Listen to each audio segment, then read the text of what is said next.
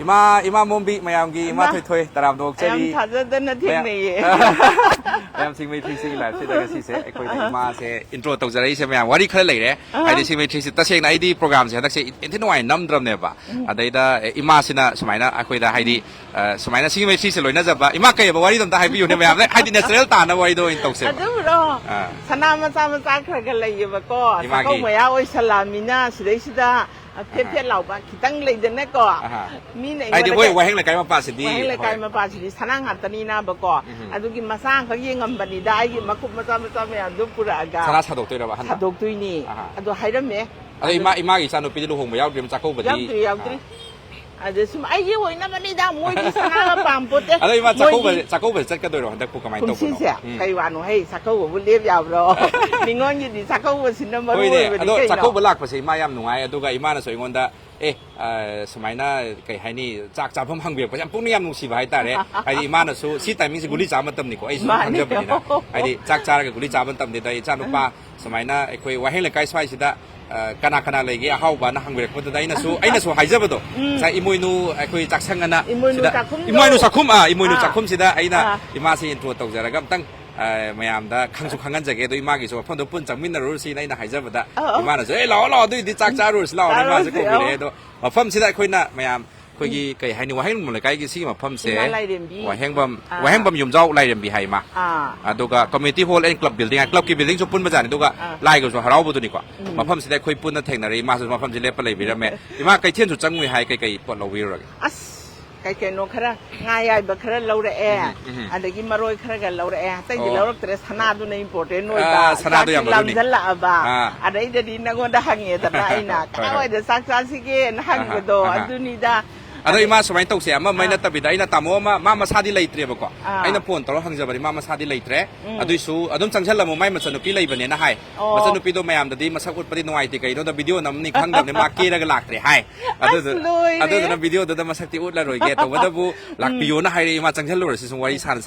นั่งปักทิ้งไก่ตัวมีคุยดีเสียสินำบุญตัวนี้มาปั้นแล้วตัวว่าสมัยโตมันเนี่ยคุยว่าแห้งเลยไก่สิหลักภาษาไก่ปักกิ่งขัดตั้งนวยเตะไก่นวยเตะให้เสียไก่ปักกิ่งอัตนี่กว่าสิเลยสิไก่ปักกิ่งอัตไก่ปักตัวเว้ยให้ดีมาคารมสิกิเมนรถกี่แหกนักกันให้ตาเลยกว่าสิไก่ปักกิ่งลอยตัวเว้ยอะดูว่าไหลบุกพอเลยก็ดีสิกิเลยว่าใส่ชิ้นสุดตรงไก่ปักตัวบางทีสเปซพังก็ดีตรงไหลใหญ่กว่าตัวบัดบูอะคุยนะนะใช่กี่สักการนักปีริบะไก่ปักกิ่งสเปซแต่คำมันตาดีไก่มามุขปามาแก้มถ้วย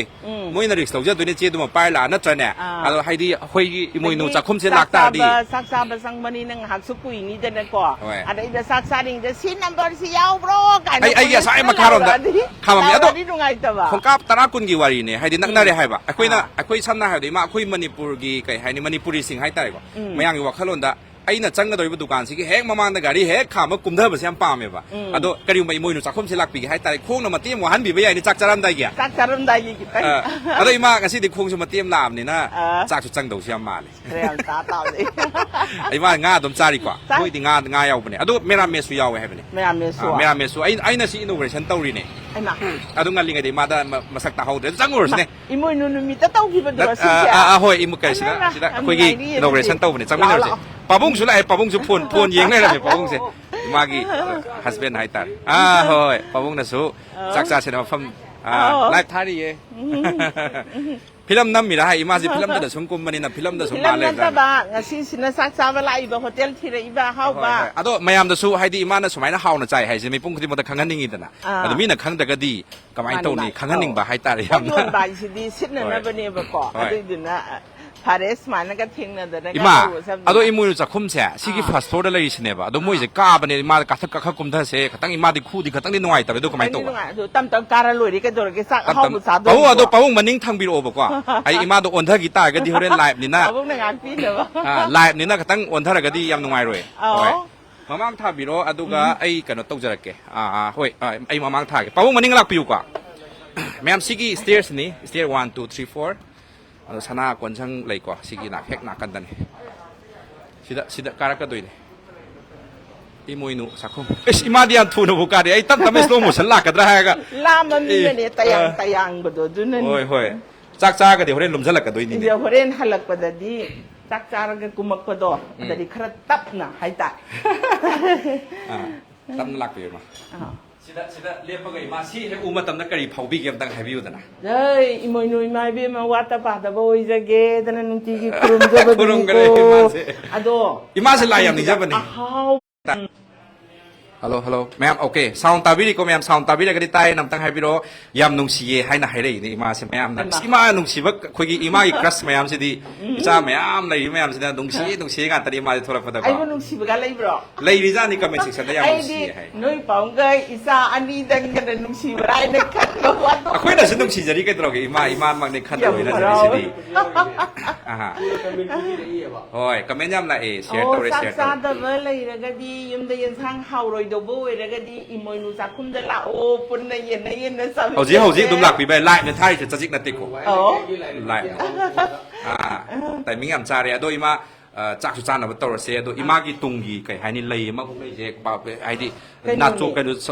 sambun da ha pai se babung na habirak pra kamai tok na lei je bu Mi ay ni yapay ni ka droge. Ako ni sujadi ba da kat pa do. Ayuki. Ayuki dai da kang hini da na ko. Aha. Aray da di ay na lai ba kat le da na. Ado kang di masama da thening ba. Hoi, hoi. Asi dia da glass gar phajaba salame ba ko. Aray. Long yapak pa ni. ima do hoi ima su ningol lam ni na tane manipur gya ningol chakau lak ma tam da ningol lam gi thamoi da mathum marang adum howe hai nei ko ima hojik lai phiam se ningol chakau gi season yau sale ima gi thamoi da karamba ihul hulli mayam da tang thambi Khangde songgi su thongam doi ni asondana aroi ba saru doi ni kwana thongam doi ni ko adi nungai ba su lei songgi su nang na ba ko ka ba kira ga cha ka thong doi ni kari hani kitang harau so harau ni lang su lang ni ko ma dai da ka ba kira ga cha ko ba sin doi ni mane dai da ai mun thil mani no ba ra du ga ma si sing ma san sing adi ina mai ma sa ma yam do sa na ba mu ho na doi ni kai do ai thil ba ga ima dai na haje ga doi se ima na kari gumba hoi ima ai yaw da bida mafam se chapi boi ta ga di ima moina paisa khara doi jula horani ba ko ngasi gi do me se di ai sa su lak sara bani na ai na ima babung na chabi ba ngasai gi paisa hai ta re ne amount bilam lai ado ai na piram doi ni ado chakau bagi handak ki chahi gi chakau baga mari lai na na ima na sa na koi kai hari chakau bagi ahan ba koi gi chaklen ha ga lu len tam bani hai na lobi ba ya re lai ba miyam khangal la se ba ko ado kai do nga ma khal su na phum bani akwai bisa lau rồi gì bây giờ lâu rồi thấy anh chặt chặt bây giờ nhưng mà bao nhiêu chặt đó đúng cái chặt à đó các khăn là gì mà lão đi chặt mà tầm siêu sale mỗi ngày hai đứa đi coi cái ngô hanu ra can đi ăn khát liền xin rồi nhưng mà xí đó đúng các khắp rồi ấy thì đúng tôi chặt làm nên nó khăng nghe bao quả mà ruồi na cái gì xôm nạcกันนะxôm cái máy cây xe chỉ là máy am cái hay đi phầm phầm này quả à đó cái xôm cái máy cây xe xôm cái máy cây xe đó là chặt không cái cả mà lôi nó lấy đấy quả xôm cái máy cây xe นปีงานแต่นั้นต้องรวมมวยกี่เซนบ้านเชียว นปีงานตนะโตปะเดอะโดมีดีดมให้ดีไก่ให้นี่วัดเลยให้ตาเลยไม่เอาอีนิ่งบ่ทงนั่นนะบะอะโดสิสตาร์มันเลยสิสตาร์ตะลักปิโรเนี่ยพ่นตะพองนักกี่บ่โดสักอุ่นลอยให้บ่โดพ่นตะพองนักกี่บ่สักอุ่นลอยให้บ่โดตะลักปิโรบะโอเคสิตะลักปิโรสิตะเคมราสิตะลักปิโรเนี่ยกาปุยวิดีโอกาปุยสิลักปิโรตุ้งตะเราเองฮาปุยบะไม่เสร็จอีมาสุละเอโดฮาเราวารีวะไตคราไซส์ไม่สิตะไปสิไปใช้ไว้ทำนาราโรยดูกินี่โอเคยาเรียนเราโอเคทำวันน่ะดุมสมุดปะดุมยาดีกว่า uti kan. อันนี้ พูด ก็ นะ ดี พูดนั่นก็ใส่ได้จังเลยไว้ฉันนี่นะให้ได้แต่ว่าถ้าเราจะแบบไม่ใช่งอเรามาให้จังเลย ไอ้หลักกันนี้จะฮอบีละอีดอก Mana itu? โอ้ยังนึงไงงั้นสิดีทงอันบังไกลุยสารเกล่ะ Ado ay na sum menu do so hay pet sum yang hansin ne karam mana sum pam sa ba karam bo oi ni ai so khan ba do masru ya jage ba ให้มาน้อยสิดีเมราเมสุโอยบาอดกีงากิสุยาวีมาสะเรียงยาวีมี saring wan cha Saring ima saring dum cha ba ya bi bo ยายก็ดิฮิดากาปนีกุลิจะสังกนีอดูก็ไกดงเนี่ยง่ายแล้วก็ดุมซาบ่ saring ya pari ni du dia สะเรียงสุสาระสิสังตุไงเด้ pa cha hum tara mo ngi ko lo pa cha nga ga yong no ba ni cham yang ga yong no ba ni ado sida แต่น้อยสิเปียกตกบ่สุยาบ่หรอ Yai pek tu ya. ให้มาเปียกสุตกบ่ยายยมวยเสအဒူဒီခွိစီအီမာနဘီမငါတရာပူရာကပလပ်ကီဝိနာစက်စာဘဆူဒုံရရဲကိုဒရီ Yai. အဒဂီမငါတရာဒူဂီပလပ်ပိကတော်ကချင်းဘီရောဆူရပါ Yai kesukai yang tu. ngai ni စီဒီယမ် ado ado mobile number di mas mai to bune mamang da khoi na sum program nam ki kan da ima ta se na khoi manipur se ꯑꯩꯈꯣꯏꯒꯤ ꯃꯁꯥꯅ ꯃꯁꯥ ꯊꯕꯛ ꯄꯤꯖꯕꯁꯤꯡꯁꯦ ꯑꯩꯈꯣꯏ challenges ꯃꯈꯜ ꯃꯈꯜ ꯊꯦꯡꯅꯩ ꯍꯥꯏꯇꯥꯔꯦꯀꯣ ꯑꯗꯣ ꯆꯦꯂꯦꯟꯖꯦꯁ ꯃꯌꯥꯝꯁꯤꯗ ꯃꯣꯕꯥꯏꯜ ꯅꯝꯕꯔ ꯍꯥꯞꯄꯁꯤꯗ ꯈꯨꯗꯣꯡꯆꯥꯗꯕ ꯍꯥꯏꯇꯥꯔꯦ ꯀꯅꯥꯒꯨꯝꯕꯅ ꯑꯣꯔꯗꯔ ꯇꯧꯅꯤꯡꯕ ꯂꯩꯇꯥꯔꯗꯤ ꯁꯤꯡꯃꯩꯊ꯭ꯔꯤꯁꯤ ꯑꯗꯨꯝ ꯑꯣꯔꯗꯔ ꯇꯧꯕꯤꯔꯛꯄ ꯌꯥꯔꯦ ꯑꯩꯈꯣꯏꯅꯁꯨ ꯑꯗꯨꯝ ꯃꯇꯦꯡ ꯄꯥꯡꯖꯕ ꯌꯥꯔꯦ ꯌꯥꯝ ꯐꯔꯦꯅꯦ ꯑꯗꯨꯗꯤ ꯃꯇꯝ ꯈꯔꯒꯤ ꯑꯣꯏꯅ ꯍꯥꯏꯇꯥꯔꯦꯀꯣ ꯑꯣ ꯑꯗꯣ ꯂꯣꯏ ꯑꯣꯔꯗꯔ ꯐꯤꯕꯝ ꯐꯔꯛꯇꯥꯔꯗꯤ ꯃꯣꯕꯥꯏꯜ ꯀꯩꯅꯣꯝꯇ ꯅꯝꯕꯔ ꯁꯨꯝ ꯄꯤꯕ ꯍꯪꯒꯦꯅꯦ ꯌꯥꯔꯦ ꯅꯣꯡꯃꯥꯏꯖꯤꯡꯁꯨ ꯍꯪꯕ꯭ꯔꯣ ꯅꯣꯡꯃꯥꯏꯖꯤꯡ ꯃꯃꯥꯡꯗ ꯍꯥꯡꯉꯝꯗꯦ ꯍꯟꯗꯛꯇꯩ ꯍꯥꯡꯉꯅꯤ ꯑꯣ ꯑꯗꯨꯗꯤ ꯅꯣꯡꯃꯥꯏꯖꯤꯡꯒꯨꯝꯕꯅ ꯍꯦꯜꯂꯤꯗꯅꯀꯣ ꯑꯩꯈꯣꯏ ꯏꯃꯥꯟꯅꯕꯤ ꯄꯨꯟꯕ ꯀꯩꯗꯧꯕꯁꯦ ꯑꯗꯨ ꯑꯣꯏꯇꯥꯔꯗꯤ ꯅꯣꯡꯃꯥꯏꯖꯤꯡꯒꯨꯝꯕꯗ ꯂꯥꯛꯑꯁꯨ ꯌꯥꯏꯑꯕ ꯌꯥꯏ ꯌꯥꯏ ꯅꯣꯡ ꯄꯥꯟꯕꯗꯤ ꯅꯣꯡꯃ ꯄꯥꯟꯕꯗꯤ ꯑꯩꯈꯣꯏ ꯂꯣꯟꯖꯩ ꯃꯌꯥꯝꯒꯤ ꯑꯣ ꯃꯌꯥꯝ ꯂꯣꯏꯅ ꯀꯩꯊꯦꯜ ꯂꯣꯏꯅꯕ ꯂꯣꯟ ꯊꯣꯡ ꯂꯣꯜꯂꯕꯅꯤꯅꯀꯣ ꯑꯣ ꯏꯃꯥ ꯁꯨꯃꯥꯏꯅ ꯇꯧꯁꯦ ꯏꯃꯥꯒꯤ ꯒꯨꯂꯤ ꯆꯥꯕꯒꯤ ꯇꯥꯏꯃꯤꯡꯁꯨ ꯍꯧꯖꯤꯛꯁꯦ ꯑꯗꯨꯝ ꯌꯧꯁꯜꯂꯛꯑꯦꯕꯀꯣ ꯏꯃꯥꯒꯤ ꯍꯥꯟꯅ ꯁꯦꯝꯅꯕ ꯇꯧꯔꯁꯤ ꯏꯃꯥ ꯄꯥꯕꯨꯡꯒꯤ ꯉꯁꯥꯏ ꯁꯔꯦꯡꯅꯤꯀꯣ ꯏꯃꯥ ꯁꯔꯦꯡ ꯆꯥꯔꯁꯦ ꯂꯥꯛꯑꯣ ꯐꯝꯖꯤꯜꯂꯨꯔꯁꯤ ꯂꯥꯛꯑꯣ ꯏꯃꯥꯗ ꯑꯗꯨꯗꯨꯒꯅꯦ ꯑꯗꯒꯤꯅꯦ ꯏꯔꯣꯝꯕ ꯌꯥꯝ ꯍꯥꯎꯔꯝꯗꯧ ꯐꯝꯃ ꯃꯥꯜꯂꯦ ꯁꯥꯔꯨꯁꯦ ꯏꯃꯥꯒꯤꯗꯃꯛꯇ ꯑꯩꯅ ꯑꯣꯏꯅ ꯋꯥꯕꯤ ꯂꯩꯔꯦ ꯁꯤ ꯄꯥꯏꯔꯣꯁꯦ ꯐꯝꯃꯒ ꯑꯣꯏꯅ ꯂꯥꯛꯑꯣ ꯁꯥꯔ ꯂꯥꯛꯑꯣ ꯐꯦꯟ ꯃꯈꯥꯗ ꯑꯣꯏꯅ ꯁꯥꯁꯤꯔꯥ ꯀꯗꯥꯏꯗ ꯌꯥꯏꯌꯦ ꯁꯥꯁꯤꯒꯦꯗꯣ ꯌꯥꯏꯌꯦ ꯏꯃꯥ ꯑꯣ ꯌꯥꯝ ꯏꯪꯉꯤꯀꯣ ꯃꯐꯝꯁꯦ ꯍꯥꯏꯗꯤ ꯏꯝꯐꯥꯜ ꯕꯖꯥꯔ ꯑꯣꯏꯔꯁꯨ ꯂꯥꯡꯗꯤꯌꯦ ꯀꯩꯒꯤꯅꯣ ꯍꯣꯏ. ꯂꯣꯏꯅ ꯈꯤꯇꯪ ꯆꯪꯁꯤꯟꯕꯩꯔꯥ ꯍꯣꯏ ꯌꯥꯝ ꯅꯨꯡꯉꯥꯏꯅꯤꯌꯦ ꯁꯤꯗꯤ ꯃꯤꯁꯦ ꯑꯗꯨꯝ ꯃꯤ 6ꯃꯨꯛ ꯐꯝꯃ ꯆꯥꯛ ꯆꯥꯕ ꯌꯥꯒꯗꯕ ꯏꯁꯄꯦꯁꯁꯦ ꯏꯃꯥ ꯃꯐꯝꯁꯤꯀꯣ ꯌꯥꯝ ꯐꯔꯦ ꯏꯃꯥꯅ ꯁꯨꯝ ꯄꯥꯝꯖꯕꯗ ꯍꯣꯏ ꯁꯔꯦꯡꯗꯨꯕꯨꯗꯤ ꯑꯩꯈꯣꯏ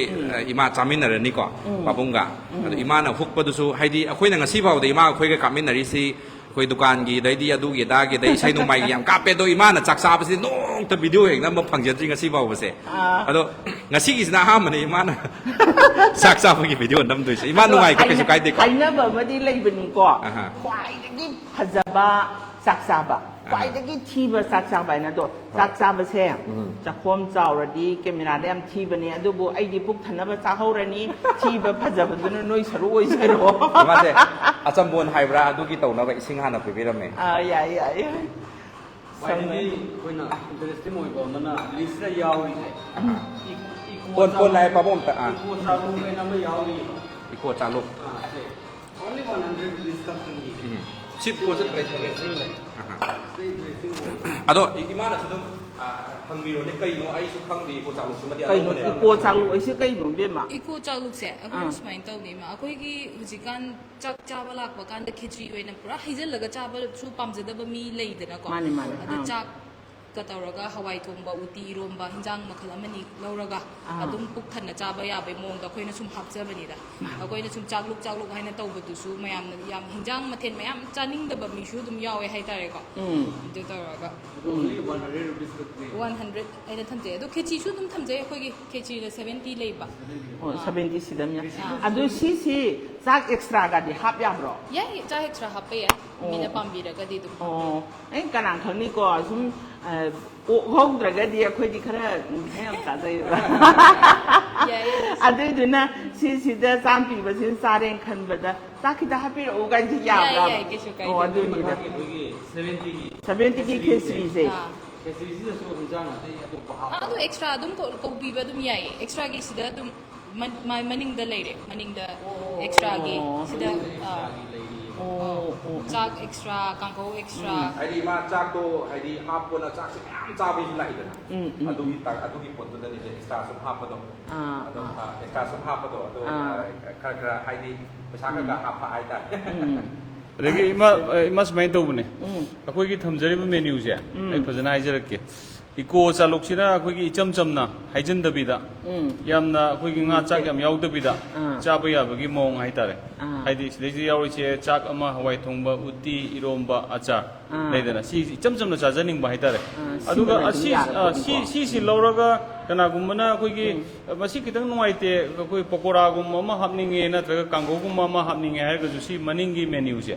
ꯁꯤ ꯂꯩꯔꯤꯁꯤꯗꯒꯤ ꯇꯧꯕꯁꯨ ꯌꯥꯏ ꯑꯣꯔ ꯅꯠꯇ꯭ꯔꯒꯅ ꯑꯩꯈꯣꯏ ꯏꯆꯝ ꯆꯝꯅ ꯍꯦꯟꯖꯥꯡ ꯑꯃ ꯆꯥꯛ ꯑꯃ ꯍꯦꯟꯖꯥꯡ ꯑꯃ ꯀꯥꯡꯍꯧ ꯑꯃ ꯆꯥꯒꯦ ꯍꯥꯏꯔꯒꯁꯨ ꯁꯤꯒꯤ ꯃꯅꯤꯡꯒꯤꯁꯦ खन में चाक प्लेट लुपा 40 अदगी कांगू लुपा 10 पीबा मा और पकोड़ा लुपा 10 पीबा मा वरी बोबा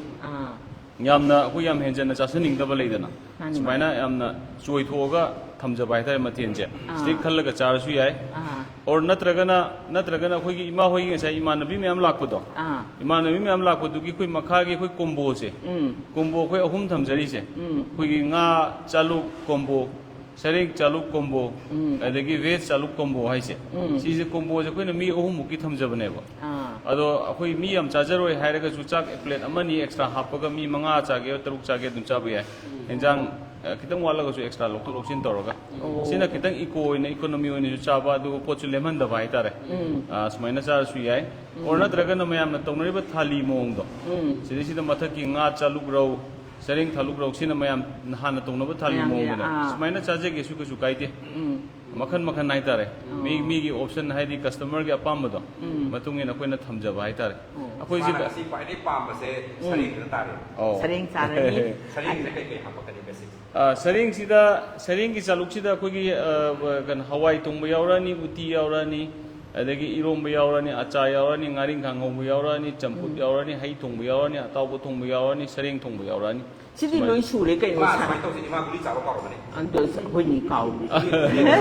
ꯒꯨꯂꯤ ꯑꯝꯇ ꯆꯥꯕꯤꯌꯨ ꯒꯨꯂꯤ ꯑꯝꯇ ꯆꯥꯒꯦ ꯆꯥꯒꯦ ꯑꯗꯣ ꯃꯤꯅꯤꯠ ꯀꯌꯥ ꯀꯥꯟꯅꯔꯒꯅꯣ ꯆꯥꯛ ꯆꯥꯕꯗꯣ ꯑꯗꯨꯝ ꯍꯤꯗꯥꯛ ꯆꯥꯕ ꯂꯣꯏꯔꯗꯤ ꯑꯗꯨꯝ ꯆꯥꯁꯜꯂꯤꯗ ꯑꯗꯨꯝ ꯃꯣꯏ ꯗꯥꯛꯇꯔꯅ ꯍꯥꯏꯖꯕꯩ ꯋꯥꯅꯦꯕꯀꯣ ꯑꯗꯨꯝ ꯍꯤꯗꯥꯛ ꯀꯥꯞꯄ ꯂꯣꯏꯔꯗꯤ ꯊꯥꯡꯗꯣꯛ ꯊꯥꯡꯖꯤꯟ ꯇꯧꯔꯒ ꯑꯗꯨꯝ ꯆꯥꯏꯗ ꯑꯩꯗꯤ ꯑꯗꯨꯅꯅꯤꯅꯦ ꯁꯛ ꯐꯖꯔꯤꯁꯦ ꯍꯣꯏ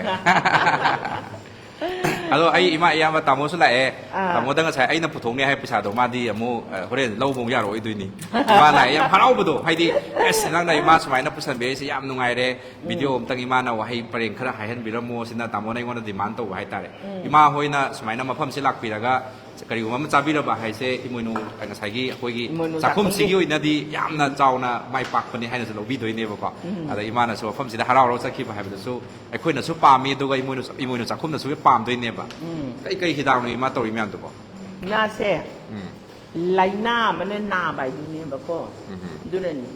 ꯑꯁꯨꯝ ꯏꯀꯥꯏꯕꯤꯗꯦꯗ ꯗꯥꯏꯕꯤꯇꯤꯁꯄꯨ ꯀꯩꯗꯧꯒꯦ ꯕꯤꯄꯤ ꯂꯣꯏ ꯅꯥꯟꯅꯔꯤꯗꯅ ꯍꯧꯖꯤꯛꯇꯤ ꯅꯥꯏ ꯄꯦꯃ ꯑꯦꯁ ꯐꯥꯎꯕꯁꯤꯕꯨ ꯀꯩꯅꯣ ꯇꯧꯔꯒꯕꯨ ꯑꯁꯨꯝ ꯀꯥꯏꯗꯦ ꯍꯥꯏꯗꯣꯛꯄꯅ ꯐꯩꯌꯦꯕ ꯅꯠꯇ꯭ꯔꯗꯤ ꯑꯩꯉꯣꯟꯗ ꯆꯥꯕ ꯌꯥꯗꯕ ꯊꯨꯝꯕ ꯉꯥꯛꯇ ꯄꯤꯖꯔꯛꯑꯣꯅꯦꯀꯣ ꯁꯪꯒꯣꯝ ꯈꯦꯔꯣ ꯑꯗꯒꯤ ꯀꯔꯤꯑꯣ ꯄꯤꯖꯔꯛꯑꯣ ꯑꯩꯅ ꯍꯨꯟꯗꯣꯛꯑꯝꯗꯧ ꯁꯔꯨꯛꯄꯨꯗꯤ ꯏꯃꯥꯒꯤꯗꯤ ꯆꯤꯅꯤ ꯌꯥꯎꯗꯕ ꯅꯠꯇ꯭ꯔꯣ ꯍꯥꯏꯔꯛꯄꯗꯣ ꯑꯗꯨꯅ ꯐꯠꯇ꯭ꯔꯣ ꯑꯗꯣ ꯑꯩ ꯏꯃꯥꯁꯤ ꯅꯍꯥꯟꯒꯩ ꯏꯃꯥ ꯑꯥꯔꯠꯀꯤ ꯂꯝꯗ ꯈꯣꯡ ꯇꯥꯏ ꯈꯨꯠ ꯊꯥꯏꯗꯤ ꯈꯪꯉꯦ ꯑꯗꯨꯒ ꯅꯔꯁꯀꯤ ꯃꯇꯥꯡꯗ ꯈꯨꯠ ꯊꯥꯏꯁꯤꯃꯗꯤ ꯉꯁꯤꯅ ꯑꯍꯥꯟꯕ ꯈꯪꯉꯤ ꯃꯁꯤꯃꯗꯤ ꯗꯥꯛꯇꯔꯅꯗꯤ ꯑꯗꯨ ꯇꯧꯒ ꯍꯥꯏꯔꯛꯑꯦꯕꯀꯣ ꯑꯩꯈꯣꯏꯗꯤ ꯃꯁꯤꯗꯤ ꯄꯦꯅꯥꯒꯨꯝꯅꯦ ꯑꯗꯣ ꯀꯩꯁꯨ ꯏꯀꯥꯏꯕꯤꯗꯦ ꯌꯥꯝꯅ ꯂꯨꯕ ꯑꯣꯏꯔꯝꯗ꯭ꯔꯦꯗ ꯃꯁꯤꯗꯤ ꯏꯁꯥꯅ ꯀꯟꯇ꯭ꯔꯣꯜ ꯇꯧꯔꯒꯕꯀꯣ ꯍꯣꯔꯦꯟ ꯍꯧꯖꯤꯛ ꯑꯩꯅ ꯉꯥ ꯊꯣꯡꯕ ꯁꯔꯦꯡ ꯑꯗꯒꯤ ꯉꯥ ꯇꯥꯎꯕ ꯃꯌꯥꯝ ꯑꯃ ꯆꯥꯁꯤꯜꯂꯅꯤꯀꯣ ꯅꯨꯡꯗꯥꯡꯗꯨꯗ ꯍꯣꯔꯦꯟ ꯆꯝꯐꯨꯠꯅ ꯈꯔ ꯅꯝꯅ ꯆꯥꯔ ꯂꯣꯏꯔꯦ ꯕꯦꯂꯦꯟꯁ ꯇꯧꯕ ꯀꯩꯒꯤꯅꯣꯗ ꯍꯥꯏꯗꯤ ꯏꯃꯥ ꯄꯨꯔꯥ ꯀꯛꯄꯩ ꯃꯊꯧ ꯇꯥꯗꯦꯅꯦ ꯁꯤꯒꯤꯁꯤ ꯀꯥꯞꯄꯤꯉꯦ ꯁꯤ ꯑꯩꯈꯣꯏ ꯃꯌꯥꯝꯒꯤꯗꯤ ꯏꯁꯣꯔꯅꯤ ꯑꯗꯣ ꯏꯃꯥ ꯑꯗꯣ ꯑꯩꯈꯣꯏ ꯑꯍꯟꯒꯤꯁꯨ ꯑꯩꯅ ꯑꯗꯨꯒꯤꯗꯣ ꯃꯔꯛꯇ ꯊꯤꯜꯂ ꯀꯥꯞꯄꯤꯕ ꯃꯕꯨꯛꯇ ꯑꯩꯗꯤ ꯌꯥꯝ ꯀꯤꯌꯦ ꯊꯤꯟꯖꯟꯕꯗꯣ ꯏꯃꯥꯗꯤ ꯏꯇꯣꯝꯇ ꯊꯤꯟꯖꯟꯕꯗꯣ ꯀꯤꯗ꯭ꯔꯣ ꯑꯩꯅ ꯀꯤꯕꯁꯦ ꯏꯕꯨꯡꯉꯣ ꯃꯤ ꯃꯌꯨꯝꯗ ꯍꯤꯗꯥꯛ ꯀꯥꯞꯄ ꯆꯠꯂꯒ ꯃꯤꯒꯤ ꯀꯣꯜꯂꯤꯛꯀ ꯊꯨꯒꯥꯏꯔꯝꯃꯕꯅꯤ ꯒ꯭ꯂꯥꯁꯀ ꯀꯩꯒꯤꯅꯣꯗꯅꯦ ꯂꯦꯡꯕꯗ ꯀꯤꯕꯗ ꯑꯗꯣ ꯍꯧꯖꯤꯛꯇꯤ ꯀꯤꯗ꯭ꯔꯦ ꯀꯩꯒꯤꯅꯣꯗ ꯑꯣꯄꯔꯦꯁꯟꯁꯦ ꯇꯣꯏꯔꯛꯑꯕ ꯍꯤꯗꯥꯛ ꯀꯥꯞꯄꯁꯤ ꯑꯗꯨꯝ ꯀꯥꯞꯇꯅ ꯌꯥꯟꯗꯅ ꯂꯩꯕꯅꯤꯅ ꯑꯀꯤꯕ ꯐꯥꯎꯗ꯭ꯔꯦ ꯑꯗꯨꯃꯥꯏꯅ ꯇꯧꯏ ꯑꯗꯣ ꯏꯃꯣꯏꯅꯨ ꯆꯥꯛꯈꯨꯝꯁꯦ ꯃꯥ ꯂꯥꯛꯄꯤꯕꯗ ꯀꯩ ꯐꯥꯎꯏ ꯏꯪꯕꯕꯨꯗꯤ ꯌꯥꯝ ꯅꯨꯡꯉꯥꯏꯔꯦ ꯏꯪꯉꯦꯀꯣ ꯑꯗꯨ ꯕꯖꯥꯔꯒꯤ ꯅꯤꯟ ꯈꯣꯡꯕꯒ ꯑꯝꯇ ꯇꯥꯗꯤꯌꯦ ꯕꯖꯥꯔ ꯃꯌꯥꯅꯤ ꯍꯥꯏꯔꯒ ꯃꯅꯨꯡ ꯈꯛꯇꯪ ꯆꯪꯕꯁꯦ ꯃꯅꯨꯡ ꯈꯛꯇꯪ ꯍꯥꯏꯗꯤ ꯈꯣꯡꯀꯥꯞ 5-10 ꯀꯥꯟꯁꯤꯜꯂꯒ ꯂꯩꯗꯣꯏꯅꯤꯗꯅ ꯍꯥꯏꯕꯗꯤ ꯗꯨꯀꯥꯟ ꯔꯣ ꯑꯅꯤ ꯈꯛꯇꯅꯦꯕ ꯌꯨꯝꯂꯦꯡ ꯑꯅꯤ ꯈꯛꯇꯅꯦꯕ ꯆꯪꯉꯤꯁꯦ ꯑꯗꯒꯤ ꯂꯩꯔꯛ ꯀꯥꯆꯤꯟꯗ ꯌꯨꯝꯂꯛ ꯁꯤ ꯍꯧꯖꯤꯛ ꯂꯩꯔꯤꯕꯁꯤꯗꯒꯤ ꯑꯃꯨꯛ ꯑꯃꯒ ꯑꯃꯨꯛ ꯊꯦꯛꯑꯕꯀꯣ ꯃꯔꯨꯝ ꯑꯣꯏꯗꯅ ꯅꯨꯡꯉꯥꯏꯔꯔꯣꯏꯕ ꯁꯤꯗꯤ ꯁꯨꯝ ꯆꯪꯉꯛꯏ ꯍꯥꯏꯕꯩ ꯋꯥꯅꯤ ꯔꯣ ꯀꯩꯅꯣꯅꯤꯅ ꯀꯩꯁꯨ ꯀꯥꯏꯗꯦ ꯑꯗꯣ ꯑꯩꯅ ꯌꯥꯝ ꯅꯨꯡꯉꯥꯏꯖꯕꯁꯦ ꯏꯃꯥ ꯍꯣꯏꯅꯁꯨ ꯍꯣꯏ ꯉꯁꯥꯏ ꯑꯩꯅ ꯍꯥꯏꯖꯗ꯭ꯔꯤꯉꯩ ꯃꯃꯥꯡꯗ ꯍꯥꯏꯇꯥꯔꯦ ꯏꯃꯥ ꯑꯗꯨꯋꯥꯏ ꯏꯃꯣꯏꯅꯨ ꯆꯥꯛꯈꯨꯝꯒꯤꯗꯣ ꯍꯣꯏ ꯆꯥꯕꯕꯨꯗꯤ ꯌꯥꯝ ꯍꯥꯎꯕꯅꯦ ꯑꯗꯨꯗꯨꯒ ꯈꯤꯇꯪ ꯄ꯭ꯔꯣꯕ꯭ꯂꯦꯝ ꯑꯣꯏꯗꯣꯏꯁꯦ ꯃꯐꯝꯗꯨꯒꯤ ꯑꯗꯨꯋꯥꯏꯒꯤ ꯁꯝꯅ ꯍꯥꯏꯔꯕꯗ ꯀꯝꯃ꯭ꯌꯨꯅꯤꯇꯤ ꯍꯣꯜꯒ ꯂꯩꯍꯧꯔꯤꯗꯣ ꯁ꯭ꯋꯥꯏ ꯑꯦꯔꯤꯌꯥꯁꯤ ꯒꯥꯔꯤ ꯄꯥꯔꯀꯤꯡ ꯁ꯭ꯄꯦꯁ ꯂꯩꯇꯦꯗꯅ ꯑꯗꯣ ꯀꯅꯥꯒꯨꯝꯕ ꯑꯦꯛꯁ ꯋꯥꯏ ꯖꯦꯠ ꯑꯃꯅ ꯑꯩ ꯆꯥꯛ ꯂꯥꯝꯃꯤꯅꯦ ꯍꯥꯏꯔ ꯁ꯭ꯋꯥꯏꯗ ꯁꯠ ꯂꯥꯎ ꯒꯥꯔꯤ ꯄꯥꯔꯛ ꯇꯧꯁꯜꯂꯝꯃꯣ ꯑꯗꯩꯗꯤ ꯍꯣꯔꯣꯟ ꯇꯦ ꯈꯣꯡꯉꯛꯑꯣ ꯀꯅꯥꯒꯤꯅꯣ ꯁꯤ ꯀꯔꯥꯏ ꯒꯥꯔꯤꯅꯣ ꯇꯧꯅꯔꯛꯄ ꯃꯇꯝꯗ ꯏꯃꯣꯏꯅꯨ ꯆꯥꯛꯈꯨꯝ ꯆꯪꯈꯤꯕꯅꯤ ꯍꯥꯏꯇꯥꯔꯦ ꯆꯥꯛ ꯆꯥꯔꯤꯉꯩ ꯃꯔꯛꯇ ꯍꯧꯒꯠꯄꯒꯤ ꯀꯦꯁꯁꯦ ꯌꯥꯎꯔꯦꯕꯀꯣ ꯑꯗ ꯏꯃꯥꯅ ꯉꯜꯂꯤꯉꯩ ꯃꯇꯝꯗ ꯈꯪꯕꯤꯔꯒ ꯍꯥꯏꯇꯥꯔꯦ ꯃꯐꯝ ꯆꯥꯅ ꯄꯥꯔꯀꯤꯡ ꯇꯧꯕꯤꯔꯝꯕꯗꯣ ꯁꯣꯔꯣꯛꯇ ꯑꯗꯨꯗꯨꯃꯗꯤ ꯌꯥꯝ ꯅꯨꯡꯉꯥꯏꯔꯦ ꯑꯗꯣ ꯏꯃꯥ ꯈꯣꯡ ꯊꯥꯡꯕꯁꯨ ꯉꯝꯕ ꯅꯠꯇꯦ ꯀꯩꯁꯨ ꯋꯥꯗꯦꯀꯣ ꯃꯇꯤꯛ ꯋꯥꯗꯦ ꯁꯤꯗꯤ ꯍꯥꯏꯕꯗꯤ ꯄꯥꯔꯀꯤꯡ ꯂꯩꯕ ꯒꯣꯔꯃꯦꯟꯅ ꯐꯖꯅ ꯅꯝꯕꯨꯜ ꯃꯄꯥꯟꯁꯦ ꯂꯣꯏ ꯂꯩꯔꯤ ꯀꯩꯅꯣ ꯁꯤꯗ ꯊꯝꯂꯝꯃꯣ ꯗꯨꯀꯥꯟ ꯃꯃꯥꯡꯃꯛꯇꯗ ꯍꯣꯇꯦꯜ ꯃꯃꯥꯡꯒꯤ ꯍꯧꯖꯤꯛꯀꯥꯟ ꯅꯍꯥꯁꯤꯡꯁꯦ ꯏꯃꯥ ꯑꯩꯈꯣꯏꯗꯩ ꯍꯧꯅ ꯌꯥꯝ ꯀꯇꯟ ꯆꯨꯔꯦꯕꯀꯣ ꯍꯥꯏꯗꯤ ꯃꯃꯥꯡꯁꯤꯗ ꯈꯥꯝꯅꯤꯡꯕ ꯍꯥꯏꯗꯤ ꯈꯣꯡꯀꯥꯞꯁꯦ ꯁꯥꯏ드 ꯁ꯭ꯇꯦꯟ ꯗꯛ ꯍꯦꯛꯇ ꯊꯥꯗꯈꯤꯕꯒ ꯑꯗꯨꯝ ꯍꯥꯏꯗꯤ ꯀ꯭ꯋꯥꯂꯤꯇꯤ ꯌꯧꯅꯤꯡꯕꯗꯣ ꯑꯗꯨꯃꯥꯏꯅ ꯇꯧꯕ ꯍꯥꯏꯇꯥꯔꯦ sak yau re ima tayo re ado ay di sak kaya am sai ko sak si khra hapak ka daw ni sak se ima ya ni ye di ba sila item ngai loi le re ima hai pin ma kai kai no se uti ดี first class กุฏิเสมอเลยเลยก็สินะไม่รุ่งบี ಅದಕ್ಕೆ ngasi기 yendem kege kano sebot to ngogo ko ina acha sina hai hai se mange adage sagolawai sampung adage champun atai wali hinjang atu noi gi si kon phing hon de sang moi ju tar ka ni ko last ta ma chen ma yam se ima ta question bi yo ma then no rong ta question bi pa hong ai di karam mana khut tha si ka mai to si ge พาสอิโรมบะโอยกะดะบะโกมาทังเดสะโกลฮวายทงบะอันนี้สิอัสสาสัมพุทนะมักโก singju la eh ว้าวสิงอยู่ดีไอ้เพเปอร์ sering la eh adage mako moru mo la eh ima ga kwai chana ba diabetes chana ba ki la eh มาด้วยก็ chahau la eh ไอ้กี่ฮับปี้รังกันชิมาอะโรชิมานั่งจาก็ชิมาไอ้กี่โอเคชิมาที่ยังปามนี่ adage ro matung thung ba ไอ้คนสิเดีย tao sak ko ni pra sak ko ni ตะโกบันนี้สิเดียไม่เป็นเห็นทั้งมาเทียนแช่ normally กายากะที่อวยมาอันนี้เอาmari mangataruk tare nipan mapan tara trama thoi tai thoi ki ga chao ba si dia koina main base item de yaw ba ima hoina special hoina koina hapcha bani adi maya su ban ba su ade ko re to ba do siu ma su nei ima do di ima lei ba item sing se pabunga ima ga sa ima usop cha ba kana na he na hai usop hai ba di sumaina chak cha ba gi hai ba gi hai ta kana na he na hai masidi amane hindi amana wate leiram masimadi sit nan sai hai ado ima dai na hangja ga doi sing asi mangal ni ko macha oi ba khoina karam bahana cha ni doga ani subda karam ma hau tang ni mathang ahan ba hen cha ba se samput sinan sarani ko cha ba ho bi do ko khulam ta hamaki hamji ku chumi ni kut hambam lai ni ma si lak kut hambam kut ham da ga di chak cha ba nuai ti ko da pung kau ai wari da pung kau bi ni มาใช้ยี่กัก มีเชียงยังก็คุดห้ามยาบเนี่ยมาตัว ฮะ มีเชียงยังคุดห้ามยาบเนี่ยปะ มาสักซีดีอดุมนี่ก็เกระสูฮานากี่หามุดอดุมมีแต่เลยระบะคันเลวะมาซีดีตั้งเกระตุ่มมาบรรลุงาแล้วก็ต้องพัฒนากันได้คันเลวะก็ฮานาอยู่ตุ่มมีแต่เลยระบะ เอ้ยแต่เลยระบะ มีมาซามาตั้งหัวไปแล้วคันเดียวก็ไอ้กันให้ยังดีครับภาษาละมาเกี่ยกับคำดุจับมันอดุมเลย จังหวะนั้นเลยระบะจริง จับมันอดุมเลย ๆอันนี้มานะให้บีบเสะคุยจำพุทธะ สัมพุทธะกระไรนี่ก็ยีสักข้าวยีกันโนเซเลียร์ให้ตาเลย โอ้ยเอสปาบุ้งก็เชื่อมันนะนี่จำพุทธหลายเลย์มาหันถากเลย จำพุทธะนั่นเลียร์ท่าแบบนี้เดี๋ยวสกุลวัยคิดตั้งตัวกันยำตัวล้วน อีมาน่ะซาบะเสะยามเยงมันหน่วยสัมพุทธซาบะสุกยามน่ะเยงหน่วยสินะที่เขาเรียนคุยจากก็หุกลักมาทำมาได้ที่ง่ากันเสะอีมางามารู้อยู่ตัวนั้นคนนั้นมีน่ะสิกว่ามาทำตัวที่ไกลโอ้ยเลยนี่อีมาดูคุยจันเสด็จสู้คุยอัตราตามมันไฮบิสดุมใหญ่ไอ้ดุมหังจากอีมาดุมตัวมีน่ะดุมตาบิวกว่าไอ้ที่ว่างงานกลมเสียคุยฮัลโหลมันสินะไฮบิรัมบัดจักจ้าก็ที่ว่างงานมันหน่วยตี อันนี้ตัวไต้กินนะเจ๊ดะคุณลักกันนี่สักซาบดานะให้ไปวันนี้ ฮาบกดประตูประตูอะดูวารีชมตาสิไม่ตามว่าตัวดุมหังจากเก็บตามว่าอิมวยนูโฮเทลเสียอะดูมาตัวครัมนะครัมบัจหิดกี้ครัมวัคลนดกี้อิมวยนูอิมากีมิงเสปีระก็หูดูขี้บโนให้ประตูอิมาตัวสู้วารีเลบิโอดูไม่ยามตัวสู้วารีตรงตาม ไว้เลยเจอกัน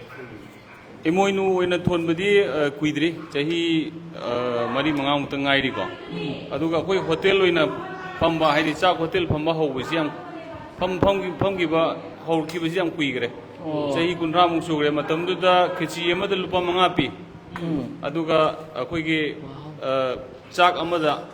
ataw tung ma toi ba mayaw bang chak to tali mong da da lupa tra manga khatang pi chahi kunra mu ki mamang hai tare koi mamang gi sorok ka kakri ngai mamang da Baru kemana? Ekoina. Yang kena imui kena. Peminggai dah ni. Atum. Tata di depan mak yogi. ꯍꯣꯏ ꯇꯥꯃꯣ ꯃꯐꯝ ꯆꯥꯗꯕꯒꯤꯔ ꯃꯔꯛ ꯑꯃ ꯑꯩꯈꯣꯏ ꯍꯧꯖꯤꯛꯀꯤ ꯏꯃꯥ ꯍꯣꯏꯅ ꯇꯧꯕ ꯃꯌꯥꯝꯁꯤ ꯀꯩꯅꯣ ꯇꯧꯈ꯭ರೆ ꯁꯣꯔꯣꯛ ꯀꯛꯈꯤꯕꯗꯒꯤ ꯂꯦꯞꯈꯤꯕ ꯑꯗꯨꯒꯤ ꯃꯇꯨꯡꯗ ꯏꯚꯤꯛꯁꯟꯒꯤ ꯃꯇꯨꯡꯗ ꯗꯨꯀꯥꯟꯒ ꯁꯥꯟꯅꯔ ꯃꯇꯨꯡꯗ ꯑꯃꯨꯛ ꯐꯝꯕ ꯍꯥꯏꯇꯥꯔꯦ ꯑꯩꯈꯣꯏ ꯃꯃꯥꯡꯗ ꯐꯝꯃꯝꯃꯦ ꯑꯗꯨꯗꯤ ꯁꯣꯔꯣꯛ ꯃꯇꯥꯏꯗ ꯂꯩꯔꯝꯕꯅꯦꯕ ꯑꯗꯨꯒ ꯂꯩꯔꯝꯗ꯭ꯔꯕ ꯑꯗ ꯃꯌꯥꯝ ꯌꯥꯝ ꯂꯥꯡꯉꯦꯅ ꯏꯪꯅ ꯄꯤꯖꯔꯒꯦꯅ ꯃꯅꯨꯡꯗ ꯑꯣꯏꯅ ꯄꯨꯁꯜꯂꯛꯑꯕ ꯌꯥꯝ ꯐꯩ ꯁꯤꯁꯦ ꯑꯗꯨꯕꯨ ꯉꯝꯖꯔꯗꯤꯀꯣ ꯃꯤ ꯃꯌꯥꯝ ꯂꯥꯛꯄ ꯇꯥꯟꯖꯥꯗꯗꯤ ꯈꯔ ꯆꯤꯟꯅꯦꯕꯀꯣ ꯃꯣꯏꯒꯤ ꯗꯨꯀꯥꯟ ꯃꯄꯨ ꯍꯥꯏꯒꯗ꯭ꯔꯥ ꯅꯣꯏ ꯌꯨꯝꯕꯨ ꯍꯥꯏꯒꯗ꯭ꯔꯥ ꯍꯣꯏ ꯃꯅꯤꯡꯁꯤꯗ ꯁꯤꯒꯨꯝꯕ ꯔꯣ ꯑꯃꯇꯪꯒ ꯍꯥꯏꯊꯔꯕꯀꯣ ꯍꯣꯏ ꯁꯪꯉꯥꯏ ꯁꯤꯃꯇꯪ ꯆꯥꯐꯝ ꯑꯣꯏꯔꯦꯀꯣ ꯆꯥꯎꯕ ꯁꯤꯒꯨꯝꯕ ꯑꯃꯨꯛ ꯖꯒꯥ ꯂꯩꯔꯒꯗꯤ ꯍꯣꯏ ꯍꯣꯏ ꯂꯩ ꯃꯊꯛꯇ ꯂꯩ ꯑꯣꯞꯁꯟ ꯂꯩ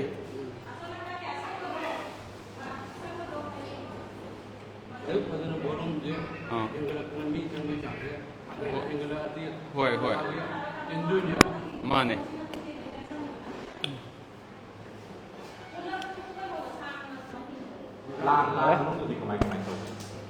ꯂꯥꯟ ꯃꯅꯨꯡꯁꯦ ꯌꯥꯝ ꯅꯨꯡꯉꯥꯏꯕ ꯋꯥꯔꯤꯅꯦ ꯂꯥꯟꯒꯤ ꯄꯜꯂꯒꯗꯤꯀꯣ ꯂꯥꯟ ꯍꯣꯇꯦꯜꯅ ꯑꯩꯈꯣꯏꯁꯦ ꯊꯥꯛꯏꯅꯦ ꯍꯥꯏꯇꯥꯔꯦ ꯑꯩꯈꯣꯏ ꯃꯌꯥꯝ ꯑꯦꯝꯄ꯭ꯂꯣꯌꯤ ꯃꯌꯥꯝꯁꯦ ꯑꯩꯈꯣꯏ ꯄꯨꯟꯅ ꯏꯃꯥ ꯍꯣꯏ ꯃꯌꯥꯝꯁꯦ ꯄꯨꯟꯅ ꯇꯧꯖꯕ ꯍꯣꯇꯦꯜꯅꯦ ꯍꯥꯏꯇꯥꯔꯦ ꯃꯌꯥꯝ ꯊꯥꯛꯄꯁꯦ ꯂꯥꯟꯒꯤ ꯃꯇꯝꯗꯗꯤ ꯑꯩꯈꯣꯏꯒꯤ ꯂꯩꯖꯕ ꯀꯩꯅꯣ ꯍꯥꯏꯇꯥꯔꯦ ꯗꯨꯀꯥꯟꯁꯤ ꯍꯤꯡꯗ ꯌꯥꯗꯕꯅꯤꯅꯀꯣ ꯕꯔꯥ ꯅꯨꯡꯉꯥ ꯍꯨꯟꯗ ꯌꯥꯗꯕꯅꯤꯅ ꯏꯁꯥꯒꯤ ꯂꯩꯖꯕ ꯄꯩꯁꯥ ꯊꯤꯗꯅꯀꯣ ꯕꯔꯥ ꯍꯨꯟꯕꯅꯤ ꯈꯪꯗꯦ ꯑꯗꯨꯃꯥꯏꯅ ꯇꯧꯔꯒ ꯍꯤꯡꯉꯦ ꯍꯥꯏꯇꯥꯔꯦ ꯗꯨꯀꯥꯟꯗ ꯄꯩꯁꯥ ꯄꯤꯔꯛꯇ꯭ꯔꯕ ꯂꯥꯟꯒꯤ ꯃꯇꯝꯗꯗꯤ ꯃꯥꯏꯅꯁ ꯆꯠꯂꯕ ꯍꯥꯏꯇꯥꯔꯦ ꯑꯗꯨꯃꯥꯏꯅ ꯅꯨꯡꯉꯥꯏꯕ ꯀꯩꯅꯣꯅꯤ ꯀꯩꯅꯣ ꯁꯤꯃꯇꯪꯗꯤ ꯍꯥꯎꯇꯦꯅ ꯈꯟꯗꯣꯛꯄ ꯌꯥꯔꯣꯏꯗꯣꯔꯤ ꯀꯃꯥꯏꯅ ꯇꯧꯅꯤ ꯑꯃꯈꯛꯇꯪꯗꯤ ꯈꯟꯗꯣꯛꯄꯤꯔꯝꯃꯣ ꯈ꯭ꯋꯥꯏꯗꯒꯤ ꯍꯥꯎꯇꯕ ꯑꯃ ꯏꯃꯥꯅ ꯍꯣꯔꯦꯟ ꯂꯣꯏꯔꯛꯄꯗ ꯃꯁꯤꯁꯤꯗꯤ ꯄꯩꯁꯥ ꯄꯤꯔꯣꯏꯗꯕꯅꯤ ꯃꯁꯤꯅ ꯄꯤꯒꯗꯕꯅꯤ ꯆꯥꯕ ꯌꯥꯕ ꯇꯧꯔꯣ ꯑꯃꯇꯪꯗꯤ ꯍꯥꯎꯇꯦꯅ ꯍꯥꯏꯒꯦ ꯇꯧꯅꯦꯕꯀꯣ ꯏꯃꯥ ꯀꯩꯅꯣ ꯍꯧꯖꯤꯛꯀꯤ ꯉꯥ ꯔꯧ ꯄꯨꯝꯇꯥꯎ ꯍꯥꯏꯇꯥꯔꯦꯅꯦ ꯑꯥ. ꯄꯨꯝꯇꯥꯎꯗꯨꯃ ꯍꯧꯖꯤꯛ ꯁꯦꯠꯊꯈ꯭ꯔꯦꯀꯣ ꯑꯍꯥꯟꯕ ꯍꯨꯛꯄꯅꯦ ꯍꯧꯖꯤꯛꯀꯤꯗꯨꯅ ꯑꯗꯣ ꯀꯃꯥꯏꯅ ꯇꯧꯏ ꯃꯍꯥꯎꯗꯣ ꯃꯔꯨ ꯃꯨꯟꯅ ꯌꯦꯡꯕꯤꯌꯨꯀꯣ ꯂꯥꯏꯞ ꯊꯥꯔꯤꯉꯩꯗ ꯁꯤꯃꯦꯇ꯭ꯔꯤꯁꯤꯅ ꯂꯥꯏꯞ ꯊꯥꯕꯗ ꯏꯃꯥ ꯃꯣꯝꯕꯤꯗꯣ ꯔꯤꯝꯁ ꯍꯣꯁꯄꯤꯇꯥꯜꯗ ꯃꯔꯨ ꯁꯠꯄ ꯂꯥꯛꯈ꯭ꯔꯦ ꯍꯥꯏꯔꯗꯤ ꯁꯦꯒꯥꯛ ꯀꯥꯏꯗꯅ ꯑꯗꯨ ꯌꯥꯝꯅ ꯇꯜꯂꯤꯀꯣ ꯏꯃꯥ ꯌꯥꯝ ꯆꯦꯛꯁꯤꯟꯕꯤꯁꯤꯀꯣ ꯑꯩꯅ ꯈꯔ ꯄꯥꯝꯗꯕꯅꯔ ꯈꯪꯗꯦ ꯀꯩꯅꯣ ꯆꯝꯐꯨꯠ ꯑꯃꯠꯇꯒ ꯍꯥꯞꯄꯤꯌꯨꯕ ꯆꯝꯐꯨꯠ ꯉꯁꯥꯏꯒꯤꯗꯣ ꯍꯧꯔꯛꯄꯩꯗꯣ ꯄꯥꯕꯨꯡꯒꯤꯒ ꯄꯨꯟꯅ ꯆꯝꯐꯨꯠꯁꯤꯗꯤ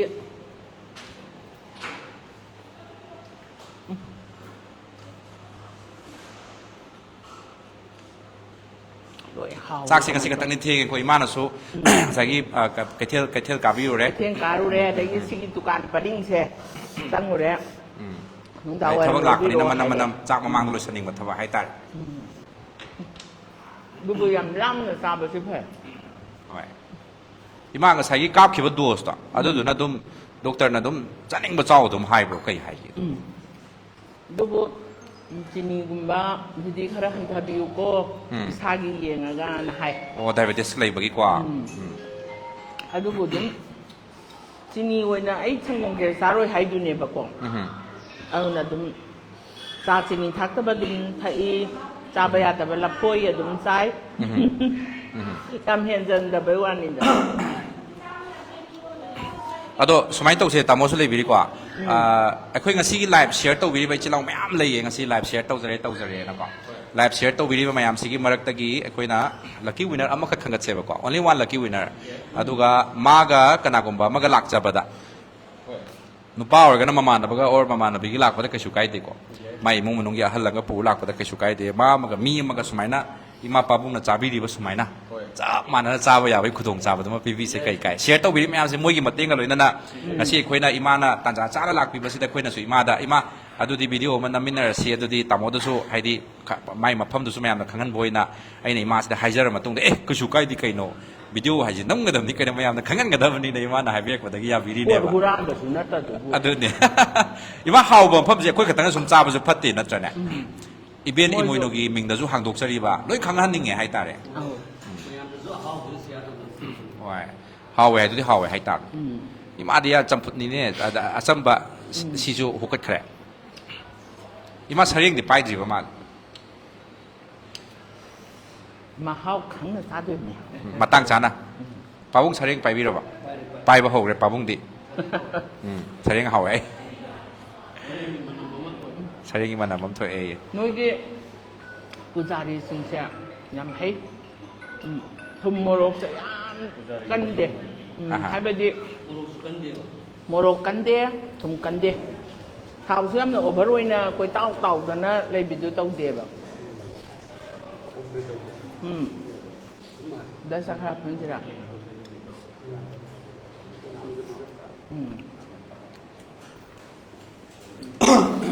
ꯎꯇꯤ ꯌꯥꯝ ꯍꯥꯎꯋꯦ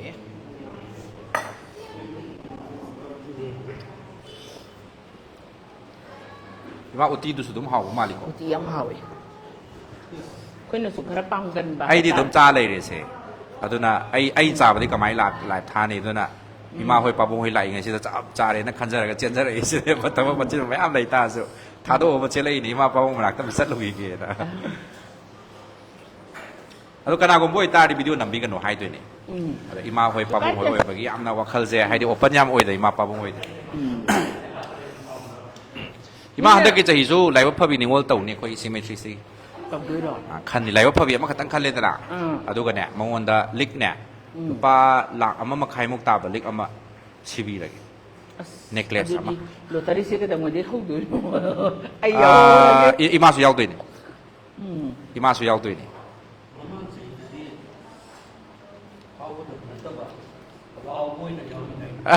ꯅꯠꯇꯤꯌꯦ ꯏꯃꯥꯒꯤ ꯃꯤꯡ ꯂꯣꯏ ꯍꯥꯞꯄꯤꯅꯤ ꯐꯥꯎꯔꯒꯦ ꯏꯃꯥꯒꯤ ꯃꯤꯡꯁꯨ ꯅꯝꯕꯔ ꯍꯥꯞꯄꯤꯅꯤ ꯍꯥꯏꯗꯤ ꯑꯩꯈꯣꯏꯅ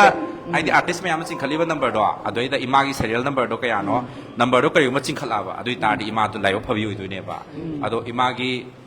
ꯃꯤꯡꯗꯣ ꯅꯝꯕꯔꯗꯣ ꯆꯤꯡꯈꯠꯂꯛꯇꯕꯒꯤ ꯐꯥꯎꯗꯕ ꯍꯥꯏꯇꯥꯔꯦ ꯍꯥꯏꯗꯤ ꯑꯩꯈꯣꯏ ꯂꯣꯇ꯭ꯔꯤ ꯈꯨꯇꯧꯗꯣ ꯏꯃꯥ ꯀꯅꯥꯝꯇꯅꯁꯨ ꯃꯔꯩ ꯌꯦꯠꯂꯣꯏꯀꯣ ꯌꯦꯜꯂꯣꯏ ꯑꯣꯄꯟꯅꯤ ꯀꯩꯅꯣ ꯑꯣꯄꯟꯅꯤ ꯑꯗꯨꯒ ꯗꯤꯖꯤꯠ ꯑꯃꯃꯝ ꯆꯤꯡꯈꯠꯅꯕꯅꯦꯕ ꯃꯤ ꯃꯔꯤꯅ ꯗꯤꯖꯤꯠ 4 ꯑꯃꯃꯝ ꯆꯤꯡꯈꯠꯅꯕꯅꯦꯕ ꯃꯅꯤꯄꯨꯔꯒꯤ ꯁꯛꯅꯥꯏꯔꯕ ꯁꯩꯁꯛꯄ ꯁꯩꯁꯛꯄꯤ ꯑꯥꯔꯇꯤꯁ ꯃꯔꯛꯇ ꯅꯃꯥꯃꯧ ꯌꯥꯎꯔꯝꯅꯤ ꯀꯩꯅꯣ ꯃꯥꯅꯦ ꯃꯥꯅꯦ ꯌꯥꯎꯔꯤꯅꯦ ꯆꯥꯛ ꯋꯥꯠꯇꯣꯔꯦꯀꯣ ꯇꯥꯃꯣ ꯆꯥꯛ ꯏꯃꯥꯒꯤ ꯉꯁꯥꯏ ꯍꯥꯞꯄꯩꯗꯣ ꯆꯥꯛꯇꯣ ꯍꯥꯏꯗꯤ ꯏꯃꯥꯗꯣ ꯍꯥꯏꯗꯤ ꯏꯃꯥ ꯂꯦꯝꯗꯕꯁꯤꯅꯗꯤ ꯐꯩꯗꯅ ꯋꯥꯠꯂꯀꯥꯟꯗ ꯍꯥꯞꯄꯗꯨꯅ ꯐꯩ ꯄꯥꯕꯨꯡꯒꯤꯁꯨ ꯍꯥꯞꯁꯦ ꯏꯃꯥꯒ ꯄꯥꯕꯨꯡ ꯑꯁꯦ ꯆꯥꯛ ꯀꯅꯥꯅ ꯍꯦꯟꯅ ꯆꯥꯕ ꯍꯦꯜꯂꯤ ꯑꯩꯅꯗꯤ ꯍꯦꯜꯂꯦ ꯏꯃꯥꯅ ꯈꯔ ꯍꯦꯜꯂꯤ ꯄꯥꯕꯨꯡꯅ ꯈꯔ ꯆꯥꯗ꯭ꯔꯦ ꯃꯔꯦꯡ ꯃꯇꯥ ꯈꯣꯝꯖꯤꯜꯂꯒ ꯆꯥꯕꯗ ꯑꯗꯨ ꯐꯖꯅ ꯆꯥꯒꯅꯣ ꯅꯨꯄꯥꯁꯤꯡꯁꯦ ꯑꯗꯨꯝ ꯃꯁꯥꯅ ꯏꯄꯥ ꯏꯄꯨꯒꯤ ꯋꯥꯔꯤꯗ ꯑꯗꯨꯝ ꯍꯦꯟꯐꯝ ꯊꯣꯛꯄꯅꯤ ꯑꯔꯩꯕꯈꯩ ꯈꯣꯝꯃ ꯇꯥꯁꯟꯗꯣꯏꯅꯦꯕ ꯄꯥꯏꯈꯠꯂꯒ ꯑꯗꯨꯝ ꯆꯥꯈꯤꯕꯗ ꯃꯣꯏꯒꯤ ꯀꯥꯡꯍꯧꯗ ꯌꯥꯎꯕ ꯍꯋꯥꯏ ꯇꯥꯍꯧꯕ ꯊꯥꯡꯖꯤꯡ ꯇꯨꯞꯍꯧꯕ ꯑꯔꯦꯝꯕ ꯈꯔ ꯍꯨꯟꯗꯣꯛꯄ ꯄꯥꯝꯃꯨꯅꯤꯅꯀꯣ ꯑꯗꯨꯃꯥꯏꯅ ꯇꯧꯔꯒ ꯁꯔꯦꯡ ꯄꯥꯏꯈ꯭ꯔꯦ ꯏꯃꯥ ꯁꯔꯦꯡ ꯄꯥꯏꯔꯦ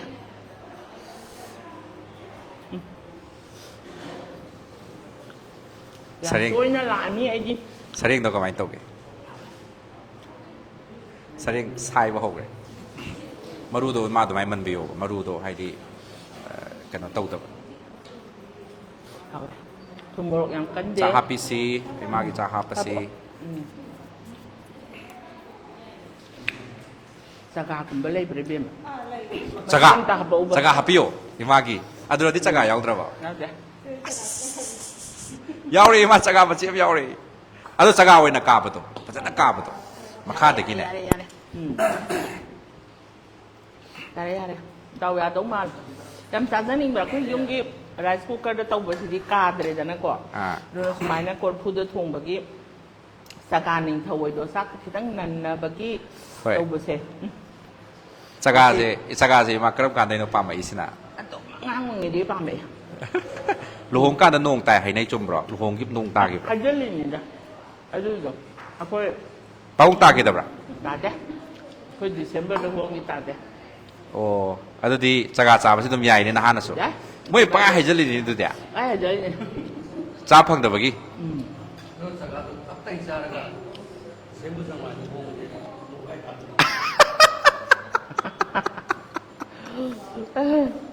ꯍꯥꯏꯒꯨꯝꯅ ꯅꯣꯡ ꯆꯨꯕ ꯁꯤꯖꯟ ꯅꯣꯡ ꯆꯨꯒꯦ ꯇꯧꯕ ꯁꯤꯖꯟ ꯑꯗꯥꯏꯗ ꯑꯣꯏꯔꯝꯕꯗꯅ ꯇꯥꯔꯛꯀꯗꯕ ꯍꯟꯗꯛꯀꯤ ꯏꯁꯤꯡ ꯏꯆꯥꯎꯗꯒ ꯇꯧꯔꯤꯗꯣ ꯕꯣꯔꯗꯣ ꯇ꯭ꯔꯦꯛꯇꯔꯗꯒ ꯇꯣꯡꯉ ꯂꯥꯛꯏꯗꯣ ꯑꯗꯣ ꯃꯣꯏꯗꯣ ꯂꯣꯏ ꯆꯒꯥ ꯆꯥꯔꯝꯅꯤ ꯍꯥꯏ ꯌꯥꯕ꯭ꯔꯥ ꯆꯒꯥ ꯍꯥꯏ ꯌꯥꯕ꯭ꯔꯥ ꯑꯗꯨꯗꯤ ꯑꯩꯈꯣꯏꯅ ꯆꯒꯥ ꯆꯥꯔꯛꯇ꯭ꯔꯤꯁꯤꯗꯤ ꯍꯥꯏꯗꯤ ꯂꯨꯍꯣꯡ ꯃꯇꯝꯗ ꯅꯣꯡ ꯇꯥꯅꯤꯅ ꯀꯤꯕꯒꯤ ꯆꯒꯥ ꯆꯥꯔꯛꯇ꯭ꯔꯤꯁꯤ ꯑꯔꯥꯟꯕ ꯑꯣꯏꯔꯝꯃꯦꯅꯦ ꯏꯃꯥꯒꯤ ꯆꯒꯥ ꯌꯥꯝꯃꯟꯈ꯭ꯔꯦ ꯄꯨꯀꯥ ꯀꯥꯔꯅꯤ ꯑꯗꯨ ꯑꯩ ꯆꯥꯔꯗꯤ ꯏꯃꯥꯁꯦ ꯍꯣꯏ ꯑꯗꯣ ꯐꯖꯕ ꯑꯃ ꯍꯥꯞꯄꯤꯔꯝꯃꯣ ꯌꯥꯔꯦ 손 탕부터 하고 손 탕부. 잘해 잘해. 빠자다 칼레. 바보끼리 짜가 짜로이더. 말이 잘돼. 짜대.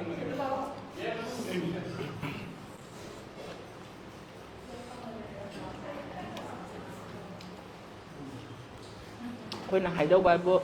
nơi bài nè làm tôi hạt ngầm cái đó bà sang tôi thùng có lên mà cái khủng tục phẩm lấy tập đó hay มาเนี่ยมีกี่จีบปานบ่อยนะยกนั่นนะบ่อยถ่วงไปแต่ตัวต้องสลัก Alamanda. Jangang le bagi imung ni nai. Hai ni. Adagi lang ko pun maban su sakti. Lang ko kan tadi se ko wala kulla ga sai. Magi mapam amalai ko prasu. Injang ko bale ma ga untuk posisi sabi na kan amle ke lamba. Ko khar ma tung ka. Se wala sa te tin kang sa te thau tin yaw ra min. Madada ကိုကြီးအခုဒီနာကိုကြီးတော့အဲ့ဒါတော့ဝရီလီကန်တာတို့ဘုဒ္ဓကပ်ပိစေအစားနေအဲ့ဒီကနာမတလို့ဒုပိရဲအဲ့ဒီကနာမတအဲ့ဘုကနာဘုနစာဘီတဲ့စာတီတို့ပကစီကလကဒီအတင်ကလာဆိုင်ဟိုင်မန်ဟိုင်ယာရီနေဒီကိုတို့ပရတဲ့ Isang kapay de tunda sawa isang hindi ay ko alam di exactly ni na ikan alam na hay nito วารีนุ่งสีบำได้รำจันยี่มางาเต้าบ่ตัวลอยรำได้แต่ตักสันเกนักขักปีเรา Asina warigi. Iron bauti de ngau de he idi. Iron bayani. ไอชุดจักรใจนงตากิเดียก็ไม่ไร Oh.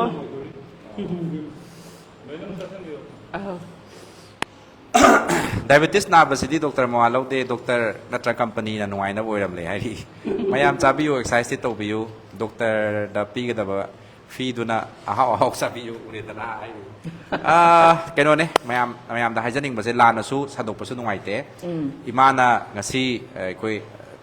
จะบิริสิอิมากิสุดตั้งให้พัฒนาดรตานาระกะสิสิมากับสันตาร์ก็ดีสุเลนกับสันลิดตรงนั้นใช่สิมากับสันตาร์ก็ดีครั้งมาเคยดีจ้าไปยาเลยให้ไปยาบดีดรนั่นที่ไปบิรินี่แต่ว่าถ้าบุอายาบปีหายก็ปัจจัยสมมติว่าพัฒน์นั่นจะเนี่ยยามันมาสุพัฒน์ให้จริบะดูนะไม่ยามแต่ให้จริงมาสิโคชันนั้นมาปีจะไปให้ตาเลยจานิงบัดจ้าไปอยู่หัวอิมาสุดรน่ะให้บัดกินนี่สิดาทุ่มบัดจ้ากันหนูให้สิพาวบัดอิมาสุจ้าบีรีปั๊บบุ้งอยู่จ้าดรีกว่าดูนะยามกันน่ะเช็คชันน่ะจะเสรีให้ตาเลยดูไม่ยามแต่ลานน่ะปอกถูกประสุค่อยปั๊มจะเด้อิชาดะโอ้ยอิชาดะอันน่าบ่มเลยตายก็ดีดมอันน่าบัดตุกี้มาติดจ้าบัดตุกแต่ไม่มานักแต่มาตำจ้านะเจ็บกับจัตติบสิมาดิยามตั้งให้พอดีกว่าอีมาดูตรงมาดิตัวบิโอโอ้ยนับตำมาจ้าด้วยนี่ตัวเทสตัวบิบมันจังงี้ดูก็โอ้ยดรน่ะตักเลยปวดตัวคุยนงข้างจันตัวนี่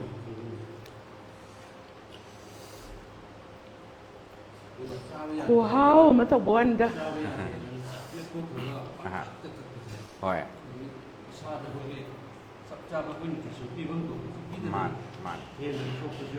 มันดูอิมาก็ปะบุงก็กี่ดอกไฟยาแบบนั้นก็สิหลักปีนี้บักกุ้มมันให้แต่ฮอจิกี้คุยนะอิมาก็ปะบุงแอกหลักปะแต่กี่สาริงจะลอยโทแคร์ให้อิมาคอยจับจานนั่งว่านี่ Oh. จับจานนั่งว่า Ayo dia. Kunci si loteri pau biaya ya. จับจานนั่งให้เดียวคุยแต่สุพรรณอ่ะไอ้ป่วยแม่นโลวันนัดเด็ดนะไอ้ที่คุยสมัยหลักกันนี่ดูนะอีช่างขักปีเรามุสลิมจ้าตัวนี้กันก็ไอ้ป่วยแม่นโลวันแต่คุณตักตาให้นะวันนี้ดาวแต้มยาวไปให้ตาย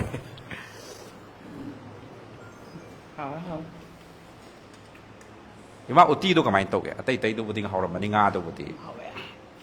ดูมียุมละเกียร์คุยยุมละทวมบุตรีมาหอมดูพังแบบ Yum uti sekha pam jaba ko. Tu diabetes se uti yam sabani phate ba. Adu siyak te. Aha. Uti ki phatri se magam yak padu ne ba ko. Adu yam yak te ba. Khoi ni thot pa meng bai du oye ba ko. Du na. Sulai te. ประเทศแม่ด้วยมากระบเทียงค่ะเทียงหรือกระบยาวริก Hai ga sar ga chandri. โอโลชลักปะดะ อะไรเคซาดรี เคสมาที่หายไปตั้งงวยสุเลยตัวหน่อยสุก็ตั้งได้ตั้งบิวยามจัดแต่ก็สุก็ไอ้ที่อิมวยนูจากคงกินได้เลยหัวเครุสมัยตัวหัวนี้ตัวไม่ยามแต่หายไปไอ้แต่นะ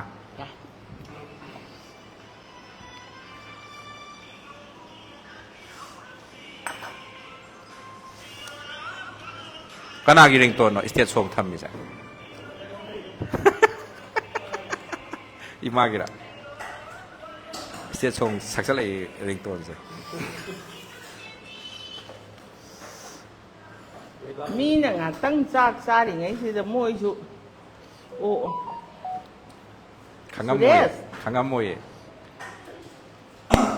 cái thông đấy เราใช้ละกันจะใช้อะไรนี่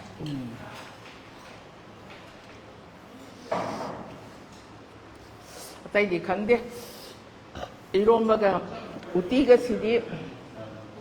nga sai mina sida uti piu ka haidon extra label la idon moi gi tungan ba mahau am lai chan hoi khang bagi o tungan nga sai pek taw ga sakhi ba do ina hange ba uti gi damak tani label la idon mana hao em Singju su pa mi ma se ko Singju se khai pa me uti pa me nga thong bo uti samput kang ho ado ima na film ko mai se chahi kya su re kule la adu ji sing chok pa kya mo su charak pa ai si kya mo hai ni 90 ga kaya oi ni IT ga one adai 79 IT gi sakau bodo adu dagi drama yaw ba hore adu de chahi nifu manga su re ko ka ta ba nati ye adu dai lila ko mak pa hai si su ima hai di kaino ni da na hai di art kilam da kong thang jan ba hore ba ni da na adu ma mang de ge jago yaw reการสรามาตาวเดินก็ตอนนี้ทำตาวแร่ಅದು ಐನ ಇಮಾದ ಹೈಜಾಯ್ ಕತೋಯ್ಸೆ ಪರಿ ಅದು ಮೇ ಅಂದ್ರ ಅದು ಒಯ್ರೆ ಸುಮೈನ ಅಖೋಗಿ chalk ಚಾಬಸೆ film ದಬುದಿ chalk ಚಾಬ ಖೋಪ ದುಮ್ ಯಾವೈ ಕೊ ಮಚಾ ಮಚಾ ಯಾವೈ ಅದು ಪುರಾ ಸಾಂಗ್ನ video ನಮ್ಮಸಿದಿ ಹಂದಕಿಸಿಗ ಕ್ಯಾರಕ್ ಸುಬನ ಅಹಾನ್ಬರ ಸಿನ ಅಹಾನ್ಬ ಅದು ದೈನ ಕಂಜನಿಗಿಸೆ ಮಮಾಂದ ವಿಡಿಯೋ ಗುಂಬ ಸಾಂಗ್ನ ಹೌಜಿಕಾಂತಿ ಇಮ ಅಖೋಗಿ ಯುಮ್ದಸು ದುಮ್จากกระเสดมทางโดก็ประกาศทางโดนั่นแหละแต่ปวดนี่บ่ดีดอกไอ้ยังทั้งทงบ่คาราอุเลงซีทงนี่ก็ให้บ่แซ่แต่มันก็จะแบบอีมาปั๊มจะได้บ่ตัวไม้โตนะงั้นสิเดี๋ยวไอ้น่ะหายไปได้ไกลหน่อยมาอย่าเบียไอ้เสียมนุ่งสีดูดิปั๊มจะบ่ไตน่ะหาไหนมาไอ้จักเกตักวิดีโอน่ะมุลองก็ราได้บ่เนี่ยมาเซ็งบ่กี่ดีดูมันดีปั๊มเด้ดูสิดีspecially กว่าอะอีมาน่ะจะบิริเสสิโจตัวปะตุจำจะหันนิงบ่ಅದು ಮಯಾಮ್ನಸು ಅಹಾವ ಮಫಂ ಕಾಯಿ ಲೆಗೆ ಹ ಮತಂದ ಕೊಯ್ ಸಿಸು ಮಫಂ ದೊಂ ಪಿಜರಿ ನೆ ಬಕwa ಈ ಮೊಯ್ನು ಚಾಖೋಂಗೆ ಚಪಿಯೋ ಮೊಯ್ಗಿ ನಂಬರ್ ಸಿನಿ ನಾ ಅದು ಮಯಾಮ್ನ ಲಾಕ್ಕೆ ಹಾಗ ಸು ಇಮಾ ಹೌಜಿ ಚಾಖಲಕ್ ಪೈ ಮತುಂಗಿನ ಸ್ಮಾರ್ಟ್ಫೋನ್ ಪಾइना ಬನಿನ ಗೂಗಲ್ ಮ್ಯಾಪ್ ಕಿ ಅದಂ ಲಿಂಕ್ ಹಾಪೆ ಮೊಯ್ನ ತಕ್ ನಮಗ ಮಿನಾउ ಸಲ ಲಾ ಸುಮ್ ಯೌರ ಅದವ ಲಂಬಿದು ತಾ ಲಾ ಅದವ ಮ್ಯಾಪ್ ತ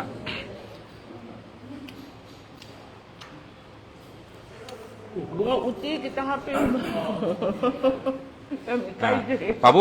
ima se horen katang di khara he na di yang san biro ko asi uti je ko tengkot hum su bane ya babu de na te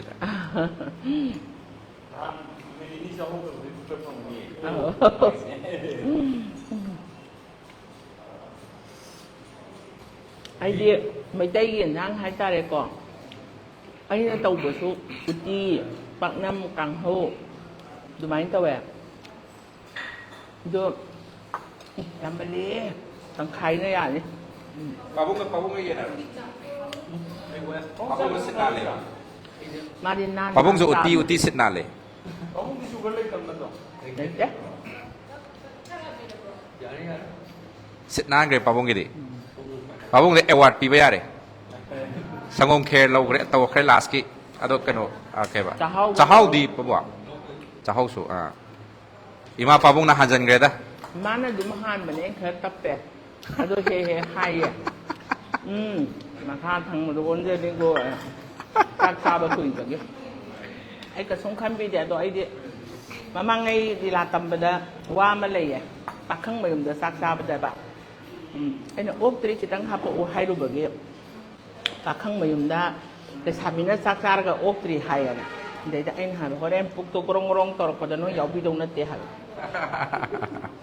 khandri ba bi dum sa ni nge bai ni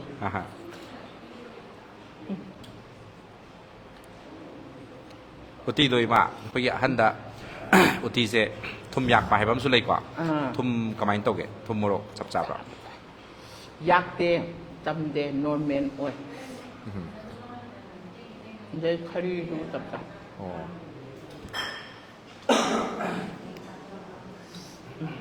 pabung a koi gi pabung na tot pi ba se koi gi khe do ga sai gi chahau se ga chap chana tot pra jaga khe na khara hen ba chahau na khara hen ba chap cha le tang hai khe na hen su noi te ba adoga adune aina pabung na sum khangja hori ni ko pabung gi apam ba se kari no ima gi di kamai to hai di ima gi athum ba du bu di ho yam charo no hai don lai sari nge de ho na sum charak pa se mong se karam mo na cha mana sa re e ba ko alu wa sa akhoi yung gi ba di ge ima ga se tu hi kum ba la phoi kum ba pa me a na chak cha ba si da mamang ngai de khoi di sumang de yam sa re en sa ya ra ga a dei de den tai tau de tu hi li do ama nong thang among tha do na ma sa ga ka lu ko horen cha ga ga tot na du ma ka sa re e alo hau di ti ku ka da tau ra mi na adage na khang nga som da yum pal kan da di diabetes le mi na ba ko tu hi gi thabak to e kher gi thabak to e adubu mahadeva buja lak pada phola di to pa ya hoi phola gi item to ma di dum kan ba ya re adu thogal loi na pang ba aduga chini yam thuman de cham na dum cham tak na adum duma di soidra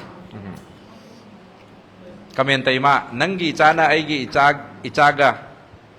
ibani gi ichada phobi re to ni sing le comment taw re mayam dai ma hoi u ka da doi dialogue to ni jang nge na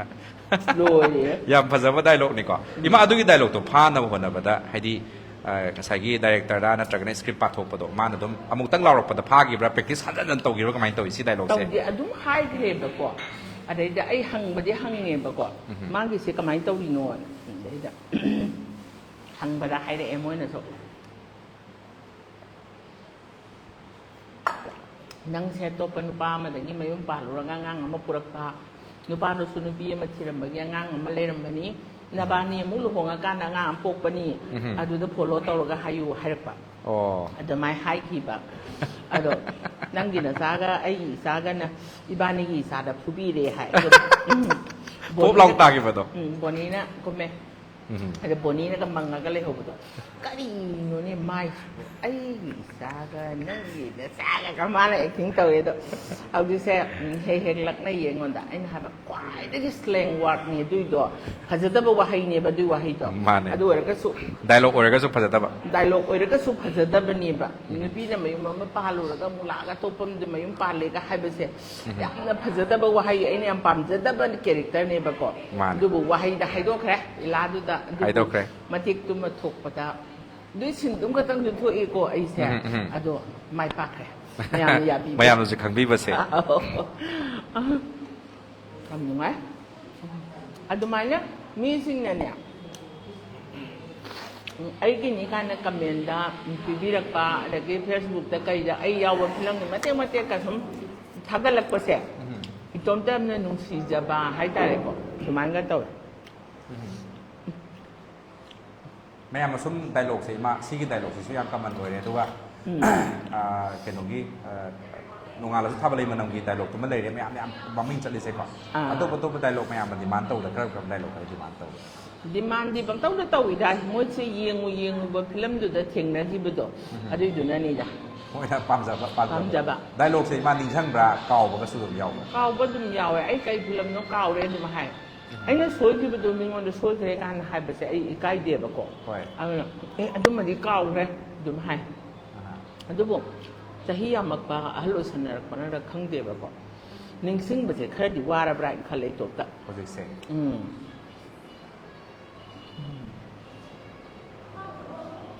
ทำหาไหมเชื่อทำดีชัวร์หรอ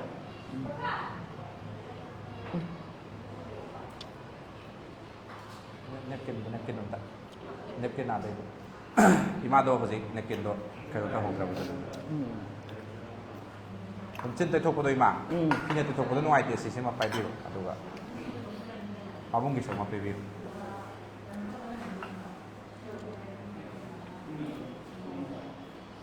ไม่เนี่ยเป็นจะอาสังมาชู Sang mama suri yang mandiam, ay na silara ni na kalle ba ko iyeng ba juda.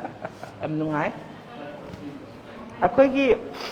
mit ki pi sine natun gi chakuri sari ko. Nita nap siga. Mariam lay na ba.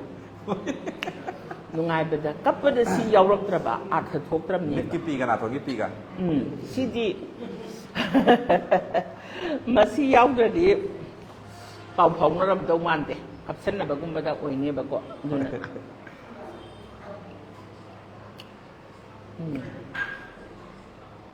rồi hao à มากกันด้วยจะเข้าจ่าบ้าหกหรือ hao hết ไปตัวเคลียร์ดิไปตัวปรับ thế tôi ตัวจ้าแจก cái như nó đó hao mà tên ni sarieng dagi rau dagi มาตั้งกันตัวตกแต่ยาเจ็บกระโดดกระไซก็ดูกล้าปีกให้ดีมาว่าขั้นสิละจริงๆมังจริงดับเย็นตะเลย này chứ nó bị สุก hiện ประชา giờ จัง này น่าตกรันสิบุตรใส่ที่สิ่งใดมากใส่ที่สิ่งนั้นที่กับปีเจคุยแม่อ้ำกี่ใหญ่เป็นนักวิทยาศาสตร์นี่กว่าชีนักควายพารีนักพุทโธราอันนี้นักจ่ามันก็ยานอะไรแบบนี้มาเรียนกัน nah tuan kata aja nih ya asal Salah. Phải ง่าตัวเราฉลาดพอกี่มารีไปทำเบี้ยหกอ่ะ ngomong roh ไอ้น่ะสำคัญประเดี๋ยวมาจากสู้พัฒนาลงชั้นดีแรงจะเฮาสู้งำจัดดีแรงอุตีสู้แต่กดอันนี้มาไข่หารับให้ตาเลยเนี่ย Uti này khá nằm lập xa này ใช่แล้วสิ่งที่มาเทียนแม่ยามเจมาที่มาสุดท้ายจะกี่วันครั้งที่มาสุดยอดให้ในจ้าเด็กกว่า ấy đi nè ngã thùng bờ sẹt đang cãi nó tan nhưng bờ sẹt phao kìa iro là ba aduga tao bờ mà sẹt tan nhưng đi căng bờ sẹt chỉ đi cũng cho ta tụ sụm mà sẹt sụm sai đó cái tan nhưng bờ cọ ngã mà sa cũng bận em hệ lẽ bám bờ adu mà ngà adu em sa bờ mi em mà cái tiền cọ đó mà sai cả hàm đó adu đi ngầm để ngã thùng bờ đấy aduga iro mau ti si jadi ju kang mau แม่ยามไอ้ดิวบูรุเดียแม่ยามฮาวายที่จ้าเด็กให้ฮาวายตั้งเลย sai u hong dra bro hawai sakli ko ai hawiyam na มาเฮาตั้งแต่ละฮาวายให้ฉันอยากคนเต้น sai mami di yung อะตัวฮาวายแต่กี้ดีอุตีนักเรียนน่ะเปล่า pa me อุตีเจ้แม่ยามซีเองไปเลยอุตี sinak de ping dru su ya do re ภาษากี้มาน่ะคนเช็คมันก็ได้แต่โน้ตซึ่งเดี๋ยวสุยาไปเฟิล์มนี่ kan dru su ya do yam nungai ngasi ahau ba ma phama ma taklak tan sare dei ทั้ง di มาทั้งหลักปัจจุบันมาทั้งดีไอ้เย้าเราซึ่งจังบะยำลายเลยดีกว่าทั้งกันดีกว่า ma pa khang nge แม่ยามสุดต้อง uti se ahalaman na hai nei ko aroi ba da sawai na อุตีเสรวยเป็นเสา ado khoi di hau ba dai sa hai mana thil da ising nyam na kau ba kot pa tau ti hai ma si di ba ko yam hau do ba ไอ้ me ไอ้หนุ่มสมคัญจะเลยมาจ้าเสียงสิตั้งแต่เรียนมาลำดูยามมันจะแบบไอ้หนุ่มสมคัญจะแบบอามันแต่เรียนมาลำดูว่านี่ ma ma ngai dei tom ta khali ni ko ai tak se angang pok ba nau ring ya sum sa thok ra ba ana ai na khale ai sak sing si kana na lau ki i tom ta ni sa di se kai ni to khan ba ga yau jan sige uti si di ne ko pan gang ko la ka sa ba ma เลยมาซี่แซ่ที่มาเนี่ยจ้าไปเฮ้รวยด้วยเฉลี่ยกว่าคุณได้ห้ามเราเมื่อกี้นักพุ่มดักมวยคุยไก่ไข่นี่มายามกีพงผักประตูวิริบะเจียนจงตั้งวิริหายไปชุบอุณส yai กนาเขากำลังโตเลยดูแบบสัตตาม uti yam hau re เขาว่าประวงงามกินด้วยมา am ni คุณท่าปฏิบัติ kum da ba di isa di wa nya kum da ba sa khong sa kata kum da ba sa si ka ya ngam de amamam amada ani am thaba amam tapat mai da tắc là con bà bung sinh ngài ngâm à xin điều bài để bà bung imana mà tài thằng ngầu làm này nè à xin mấy đi imana cả chân thằng ngầu của đó bên này au khara kuina ta ga da ni Ôi, ôi. ai ko lam ra ke uti thong ba mi kana no tí thùng bá phạt tạt đó đấy as uti sidi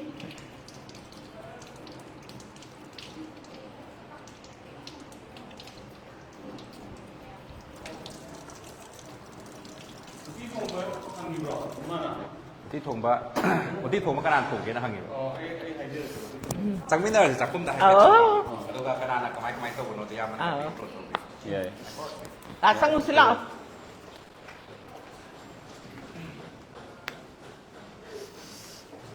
wow thok lak pa di mi si yam da bui ni yam man pe tu ga ma chen ma yam du bu ka mai tau ro ga thong ge mi yam hau ye de 이마 ki 아코기 통이세 시기시나 아코기 그노 하이다레 khoi na hawai aina nga sa haijabado sei kuntham umamang dagi thongma ima hodo asite around 75 plus oirani ko moina dum thongi akhoi ge isi hoi me am sinang matung in ba isi hoi ju angang oidre sei miyai helaba ngatane sei 55 60 adumaina hoi da mi nupa na ha su yaw bani na ko sa kham nau kham bana thong draga di sa bada nungai te haina ba halaman gi walai ko mane angang da oi ro yum gi da ana ma ha su ga na hainari ne ba ko ayuna smaina yam na taseng na thong bi ba se yam phai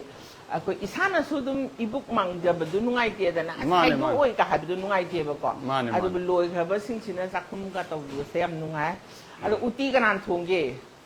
우티제 아직이 이마 아코이 인돔자도 인돔자 아코이 이마 아코이 통 타이나 통음도 이마는 저희 75 플러스 통이네 이마 아코이 이마 레이케 이마제 아한 노래랍니다네 통어가 좀 보탄 바이타레 somehow khối là số hai là hay hông rầm này na tôi khối xin hông rồi mà tôi đã tôi là phòng phòng nó bên này là chúng ta mới đã chân rất là kêu những ta lạc thì ba gần chẳng biết là kỳ video nó mang gì ai su bà già đã lấy bật đây ta chẳng là slow rồi yam how yam pi ba ko zaga se adu bo yam nan na no pi si taru tanan ban phai ka ha bi tam jana pham ni yam nungai jai ado hona biu phajana wabi ga nu mayang di sebani khallaga hauna pizza ko mina hawi na sa ba se khu su nungai na tra adu mai tauraga yang wana ta le ba paisa se adu du na hauna pizza biyo ba ko adu ga ne magi maman su dum lo biyo adu ba na hai ni hai ni how ba ta biyo adagi ma akhoi kitchen se kitchen se akoina si khajan ba yae bu ko kitchen se akhoi chakcha ba lak ba sing na na manung nagi udabida puthorokpudo hangoi su leidana akhoi kitchen se dum sida dum mi lepaga sida henjang dum leiba yawi ko haidi adum transparent wa hen ba haitare haidi kachin wa hen da ko sidagi por ko si janing haina ko haidi manung dagi leiragadi kari tawrei no kadoi no hai mai tab su leidana adumaina open oina thamjabane yam nungai smaina open thong hang base akhoi adum nganabadi kan honajari ko ima ko adu pung mapan makhai deina tara bu manung da di dum chak chaba hoba dum yare mayam gi lunch hour hai tare ado atheng badi ma khoi nungdang gi oina di hoji hapchadri only lunch ka tane akhoi around akhoi lotion basi ma pung mari saibok phang busu yawe ado chak chaba mayam lakchaladi ko amuk one time thong manina amuk thong ga matam pharak ta ba leidana pung ani sai loisan gadi pung ani sai loisan ani dagi mu to bu se chak koi theng na chana da banina adu da koi ani sai loisan gi su yawi agum sai loisan gi su mari sai loisan su yawi sumaina mari sai de phok theng dre adu mera mes na nakan na ma oi ba asongi manung sida para mera mes sona kan lei ba mayam se ki ga lei ba manung gas to masala lei sida mera mes asongi sai che ajuga sigi sina nga gi section sina khabai ka punde sina bin meri khoi gi electric thajal laga adum sahal laga thamna bane ma sigi sina sar lai indam da ga yora ga di ko injang jam tunu ingidana adu tawdana ba haina ꯑꯁ ꯑꯩꯗꯤ ꯑꯩꯅ ꯄꯥꯝꯖꯔꯨꯕꯅꯔ ꯈꯪꯗꯦ ꯎꯇꯤꯗ ꯉꯥꯎ ꯊꯣꯡꯉꯛꯄ ꯃꯤꯗ ꯍꯥꯏꯕꯤꯌꯨꯀꯣ ꯉꯁꯤ ꯁꯪꯉꯛꯄ sida hai ga sum 우티 ta ni 통학과 이마도 아이가 얌띠는 닝이고 박비야 아이가 살살 말아 버려 얌둥아 암나 따루따나나 통보도 이몬 못 빼는 아이디 하이네잖아고 누구네 꼴릭세 구이라디 만타라디 마수 톡락띠고 마시마디 hoi hoi 그래서 용 발락고도 마네, 마네, 이거 숨네. 뭔가 수라미네 꼴릭세 가야 아파자락트레 anu selak bu do kolik da anu selak ba 꼴릭도 한우 살래 아이부디 한우 산다와 ꯑꯗꯨꯃꯥꯏꯅ ꯇꯧꯋꯦ ꯍꯥꯏꯇꯥꯔꯦ ima khoi ima hoina ne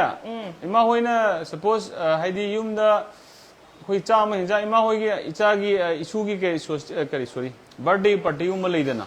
chak chana boiro khoi gi chicken ga di yumda thongjaraba aduga chak ama iroma ama hawai ama di darka leiba aduga so order to bi ai adagi sat haibugum leidana sat haibugum su order to bi ai adagi adum hoi chakcha haijana mi tara am kun ama chak chana jage yumda mi manga dagi horaga ani dagi horaga hum dagi hor stay loi lobu ai haidi tiffin ama pore dana adum lobu mi tara gi oiro dum singba ima waro ima na chak kauning budo sidagi hinjang lobiro chak phobong sana yumna thong adum tawsu ai ima hoi su marmakta isaiguma chappa khoppa matamda chakse haidi selamdaba matamda khudakta order tawge haisu yadoine adu hangbi horone ꯑꯗꯨꯃ ꯐꯔꯦ ꯍꯥꯏꯕꯗꯤ ꯑꯗꯨꯒꯨꯝꯕꯗꯨꯗꯤ ꯌꯥꯝ ꯇꯣꯏꯅ ꯊꯣꯛꯑꯦꯕ ꯑꯗꯨꯕꯨ ꯅꯨꯡꯗꯥꯡꯒꯤ ꯌꯥꯎꯗꯦꯕ ꯃꯣꯏꯁꯦ ꯑꯗꯨꯃꯕꯨ ꯅꯨꯡꯗꯥꯡꯗ ꯏꯃꯥ ꯍꯣꯏꯅ ꯃꯤ suppose ꯌꯥꯝꯗ꯭ꯔꯒꯗꯤ ꯅꯨꯡꯉꯥꯏꯇꯦ ꯊꯣꯡꯕꯁꯦ ꯀꯣ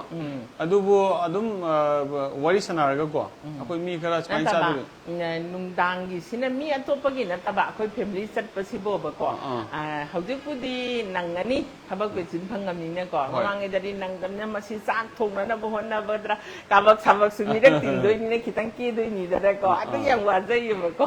ꯑꯗꯣ ꯍꯧꯖꯤꯛꯇꯤ ꯐ꯭ꯔꯤ ꯑꯣꯏꯔꯕꯅꯤꯅ ꯏꯁꯩ ꯂꯩ ꯍꯥꯏꯔꯗꯤ ꯅꯪꯅꯕ ꯍꯣꯠꯅꯔꯦꯀꯣ ꯑꯗꯨꯕꯨ ꯇꯟꯖꯥ ꯆꯥꯗꯕꯗ ꯀꯥꯈꯠꯂꯛꯄꯗ ꯍꯥꯏꯒꯠꯂꯛꯄꯗ ꯆꯥꯛ ꯑꯅꯤ ꯈꯛꯇ ꯌꯣꯝꯕꯤꯔꯝꯃꯣ ꯀꯥꯏꯅ ꯍꯥꯏꯕꯗꯣ ꯑꯗꯨꯒꯤ ꯇꯟꯖꯥ ꯑꯃ ꯐꯪꯉꯦ ꯁꯣꯔꯣꯛ ꯃꯄꯥꯟꯅꯤꯅ ꯑꯩ ꯁꯤꯃꯗꯤ ꯌꯥꯝ ꯅꯨꯡꯉꯥꯏꯔꯦ ꯃꯔꯨꯑꯣꯏꯅ ꯀꯩꯅꯣ ꯁꯤꯒꯤꯁꯦ ꯂꯟꯁ ꯕ꯭ꯔꯦꯛꯁꯦ ꯁꯤꯒꯤ ꯂꯟꯁ ꯕ꯭ꯔꯦꯛꯁꯦ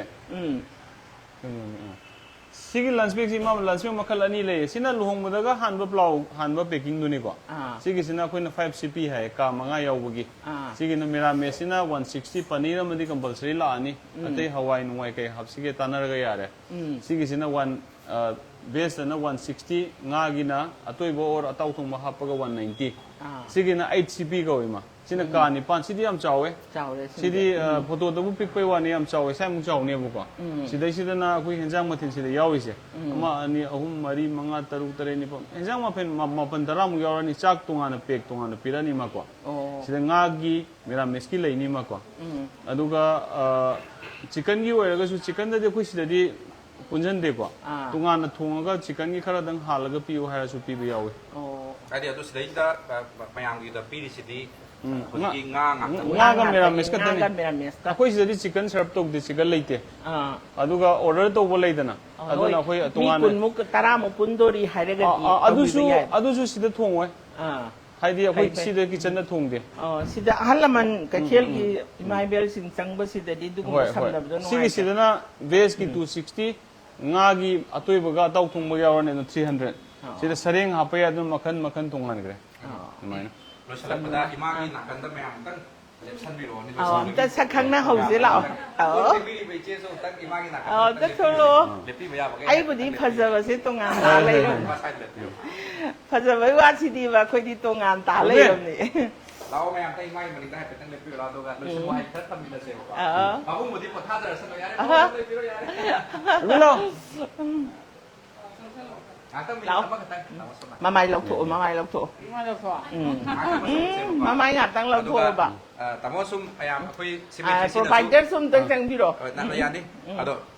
sumaina symmetry sin live thage hai matam da ima sumaina akoi na akoi loina ba ba sing si chingkhat ba sin ima ai sagi akoi thaudang ni hai tare ai loina jari ba sing sin chakhat ki ba nungai ki ba hai ba se akoi iram da manipur puna chakhat mina doine la trane ado ima ma sumai lakani ai kudak ta su chenjara ke hai matam su tamo na su harau rau na e rakpiu na hai ja hai birak ba he na nungai je hai tare tamo da hang janing si ima na สมัยนั้นปาบุ้งก็พุทธเราเผาจนหลักเปอร์เซ็นต์สิดะก็ดีเผาวิวแกให้มาตัวนี้ yam nungai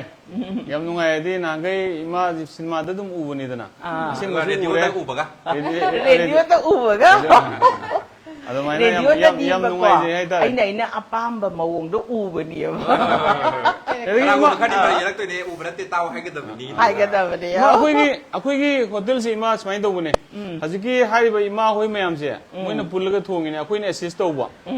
amai to group was akhoi celeb group mu ne hai ta re มานี่มา ado mai to ga chalai ba นุยอิมุงมันนุงสักไอ้นาแต่ยังแต่คุณเลน sina mapu ne hai ba leite sida mang bu yawi tong bu yawi ko adu to ga adu mayam hing na ba hai ta re family mayam hing na ba punjal ga to hai ta re ชี้ยำไผ่โก้ แล้วอีมาตามนั้นสู้ให้เป็นนัตเตะดูกันเลยวิริปะแม่ยามสินะสู้รีเควสต์ตัวบุตรนัตเตะยิงวิริปะแม่ยามสินะอีมาดีไดโลกจะต่อลากไปนี่ตัวอีมากี่ว่าขลัดทุลกปะคุณตะกิ้วว่าไดโลกอำตั้งตัววิรมูลนะอย่างกันนะให้ดีในคอมเมนต์ตัวนี้เสร็จ ก็ไม่ตรงนี้ดูดิอ่ะ เอาไม่จะตัว โอ้ วิรมูล ซากุลามาบ้ายุ่งกี่ยันช้างเฮาโรยดอกบัวเรกดีเนโกอีมวยนูสักคุมจะพัดเอตเซียลโอเกียนมาสามไฟเลยก็เฮ้ก็พันกันวันนี้ตาเรียกิเซนจารุแต่ว่าคิดตั้งท่านะปุโรเอาป้ามแบบคนที่มาเล่าอย่างนี้อุระเบยังงอใช้อู ไอ้ไม่ ไม่ ต้อง ได้ สัง แม่ เกตว่าไอ้ไม่ต้องกดปิ้วสินะดูตาดูเราแต่มันนุ่งสังเกต ไอ้นั่นตาวระโดโอ้ ไอ้ไม่ต้องเราต้องตั้งเกียรติ เสียงไงจะแต่คนละห้ามเลย ฉะนั้นก็โทรไปมาสิ สักคุมนี้ตาว สั ระ กตักปิ้วไปไปไปทำไปด้วย ไอ้นั่งใช้ควายที่ปามนะซากิเบเซอุติกันนะโนละโออุติลุยโดเรโกชินเนี่ยงาตัวเบทุงกะตรงนั้นทำใจคาเบเซคุยปุ่นจะเดียนตักปีใช่มันนินไหลงาเต้าเบทุงบากังเฮาอะไรเนี่ยเรียงลอยแค่ ฉันเรียกถึงมากี่ดาวยาแต่นะดาวยาแต่นะผมตัวนั้นล่าสุดเลยนะ ima se part time moina akhoi gi sida le hela je diabetes an da na ba คาบตัวเลยดิให้รู้ก็ถูก ima ma hangi เลยหันหรอ oh อีโรมันก็ชิงจูก็ดูมาดีเนี่ยไอ้น่าดังงมาดังเนี่ย ว่าทำวิดีโอนี้เลยฉลักมาได้ไอ้นี่มวยนูจากคมสิทธิ์หลักสำหรับมาทำได้จ้าผมว่าไม่เอามันนะให้แต่ก็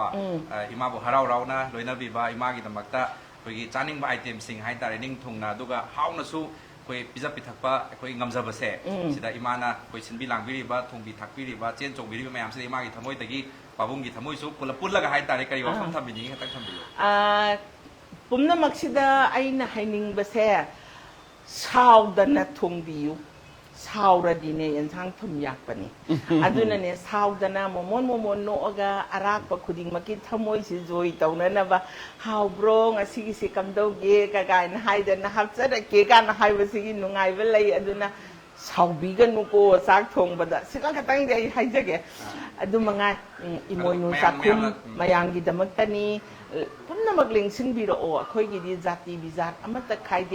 บรามฮันนะเตอดูบุบรามฮันดะกิเห็นพัฒนาเสียงนะทงนะจ๊ะนี่อีมาอีโมยนุดิสิเดลัยดิอีมาภาษาหน้าครุมจารีมุกกะฮันนะใครเลยก็ดีไอซูอีโมยนุมาละด้วยนี่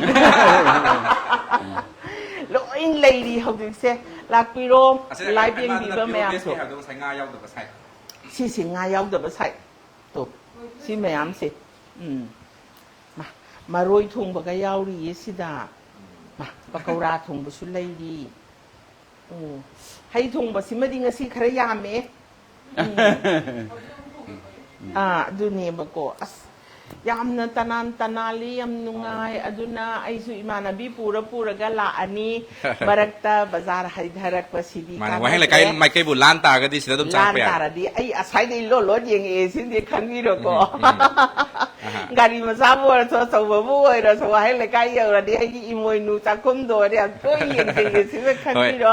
มายามสุยังบักขันตนาไล่บาซาบเลี้ยงชินวีโรผมน่ะมักวัลกัมอีมาน่ะสู้กันสิคุยน่ะให้ดีอีมาโปรแกรมมาจ้ามาสมัยนั้นอีมาหลายเงี้ยมาทำตัวด่ะคุยนำจะหกนำมินหกสี่ตัวก็คุยกันเลยนะจะบัดติมคุยน่ะโปรโมทตัวมันน่ะคุยทับนี่หายจะบัดโดอีมาน่ะสุดตัวไหมน่ะหายจะรู้บัดอีมาน่ะสู้ยายก็สุกายดีจ้าบัดดูนำบับกันตัวเองจะทูร์สิละอ๋อนะฮาราร้องนะพวกเชลติงน่ะปั๊มก็อีมากันน่ะคุยวิดีโอสมัยนั้นมินน่ะเสียให้นะฮาราร้องอยากไปไปมาหันทักกันใจตัวก็ใส่จ้าคิดบัดทักคิดแม่ตัวอีมาคุยหิบจัดแล้วก็พัมจัดแล้วก็ดีเลยบีกันโน้ตเรียนยุ่งไม่ให้โอเวอร์กันเนาะ พัมมากะชาเจนมาจ้ำจ้าตัวไปอะบะไอ้ไฮนี่ดรน่ะสุดตามดงมาลิโกจากเฮกจ้าตัวปะก็สมัยตัวบิวสมัยตัวบิวนุ่มดังตัวเรนอ่ะจ้ำมาจ้าบิวให้บะไม่ยามโดอะดูอย่างให้ตัวบิวดูก็ดรน่ะปีรักไปมาดีมาดีไดเบติสเลยวันนี้นะดรน่ะฮิดักทารัมกันนี่มาตำจานจ้าบิบะดูมาตำจานตุมบิบะมาตำจานฮอกปีบะมาตำกีเอ็กซ์ไซส์ดมดรน่ะให้บิบะสิ่งมาคุยมาตำจานตัวบิบะที่สมัยยามตั้งไอ้พอดีกันโน้ตแต่อีมานะมาตำสังในหิงบะให้เสมณีปูร์มียามฮารากันด้วยนี่ไอ้คุยฮาราจากกันด้วยนี่มาจ้าไอ้คุยน่ะสมัยน่ะนุ่งพาโดอีมาน่ะสมัยไอ้สิมาเท่าไตนะให้มันแต่คุยเจนเจอร์กปะงำจารีสิอีมาน่ะหิงบางทีคุยไม่ยามรักแต่ตินบะตินบีบางทีน้ำมันตันนี่ให้ตาเร่แต่อีมาน่ะคุยไม่ยามรักแต่คุยนั่นเลยบะให้สุคุยกินถอยตัวเห็นตรงน้ำไม้ปักปนี่จังถูกเส้นยังไงนี่ดูเลยบางไม่ยามมาสู้อีมาน่ะนาคิบะให้เสคุยไม่ยามเกี่ยวว่าบะมวยกันด้วยนี่มานาแต่นับคนนั้นมีน่ะซีให้ Aduh, ภาษา ay na tawjaro bagi tawag to gimatungin na noy na iwasak kang bida na mayam na magkisewata wangam zabasa. Sitagi hena nung alay kaya duga manipura kwai tigi masak pasabang kallo haradi ay ni. เลยชั้นมินาเซ่มา Sita di mo ko. มาเลยชั้นว่าให้ทำบิโรตัวก็คุรุมมันก็เลยชั้นมินา Imoy nung sakum matamlay ba kibita yum dasu lambi lak pa dasu adumak ningsing agalay biyu lamak pa matamda saning bigyan sang kudima makal matel su na matamatang bazar na pang ba pum na mag na siyemja ba yam na press hoy ba hotel dumak ni mayang gitang tani welcome. คุรุมจะนี่ Sorry.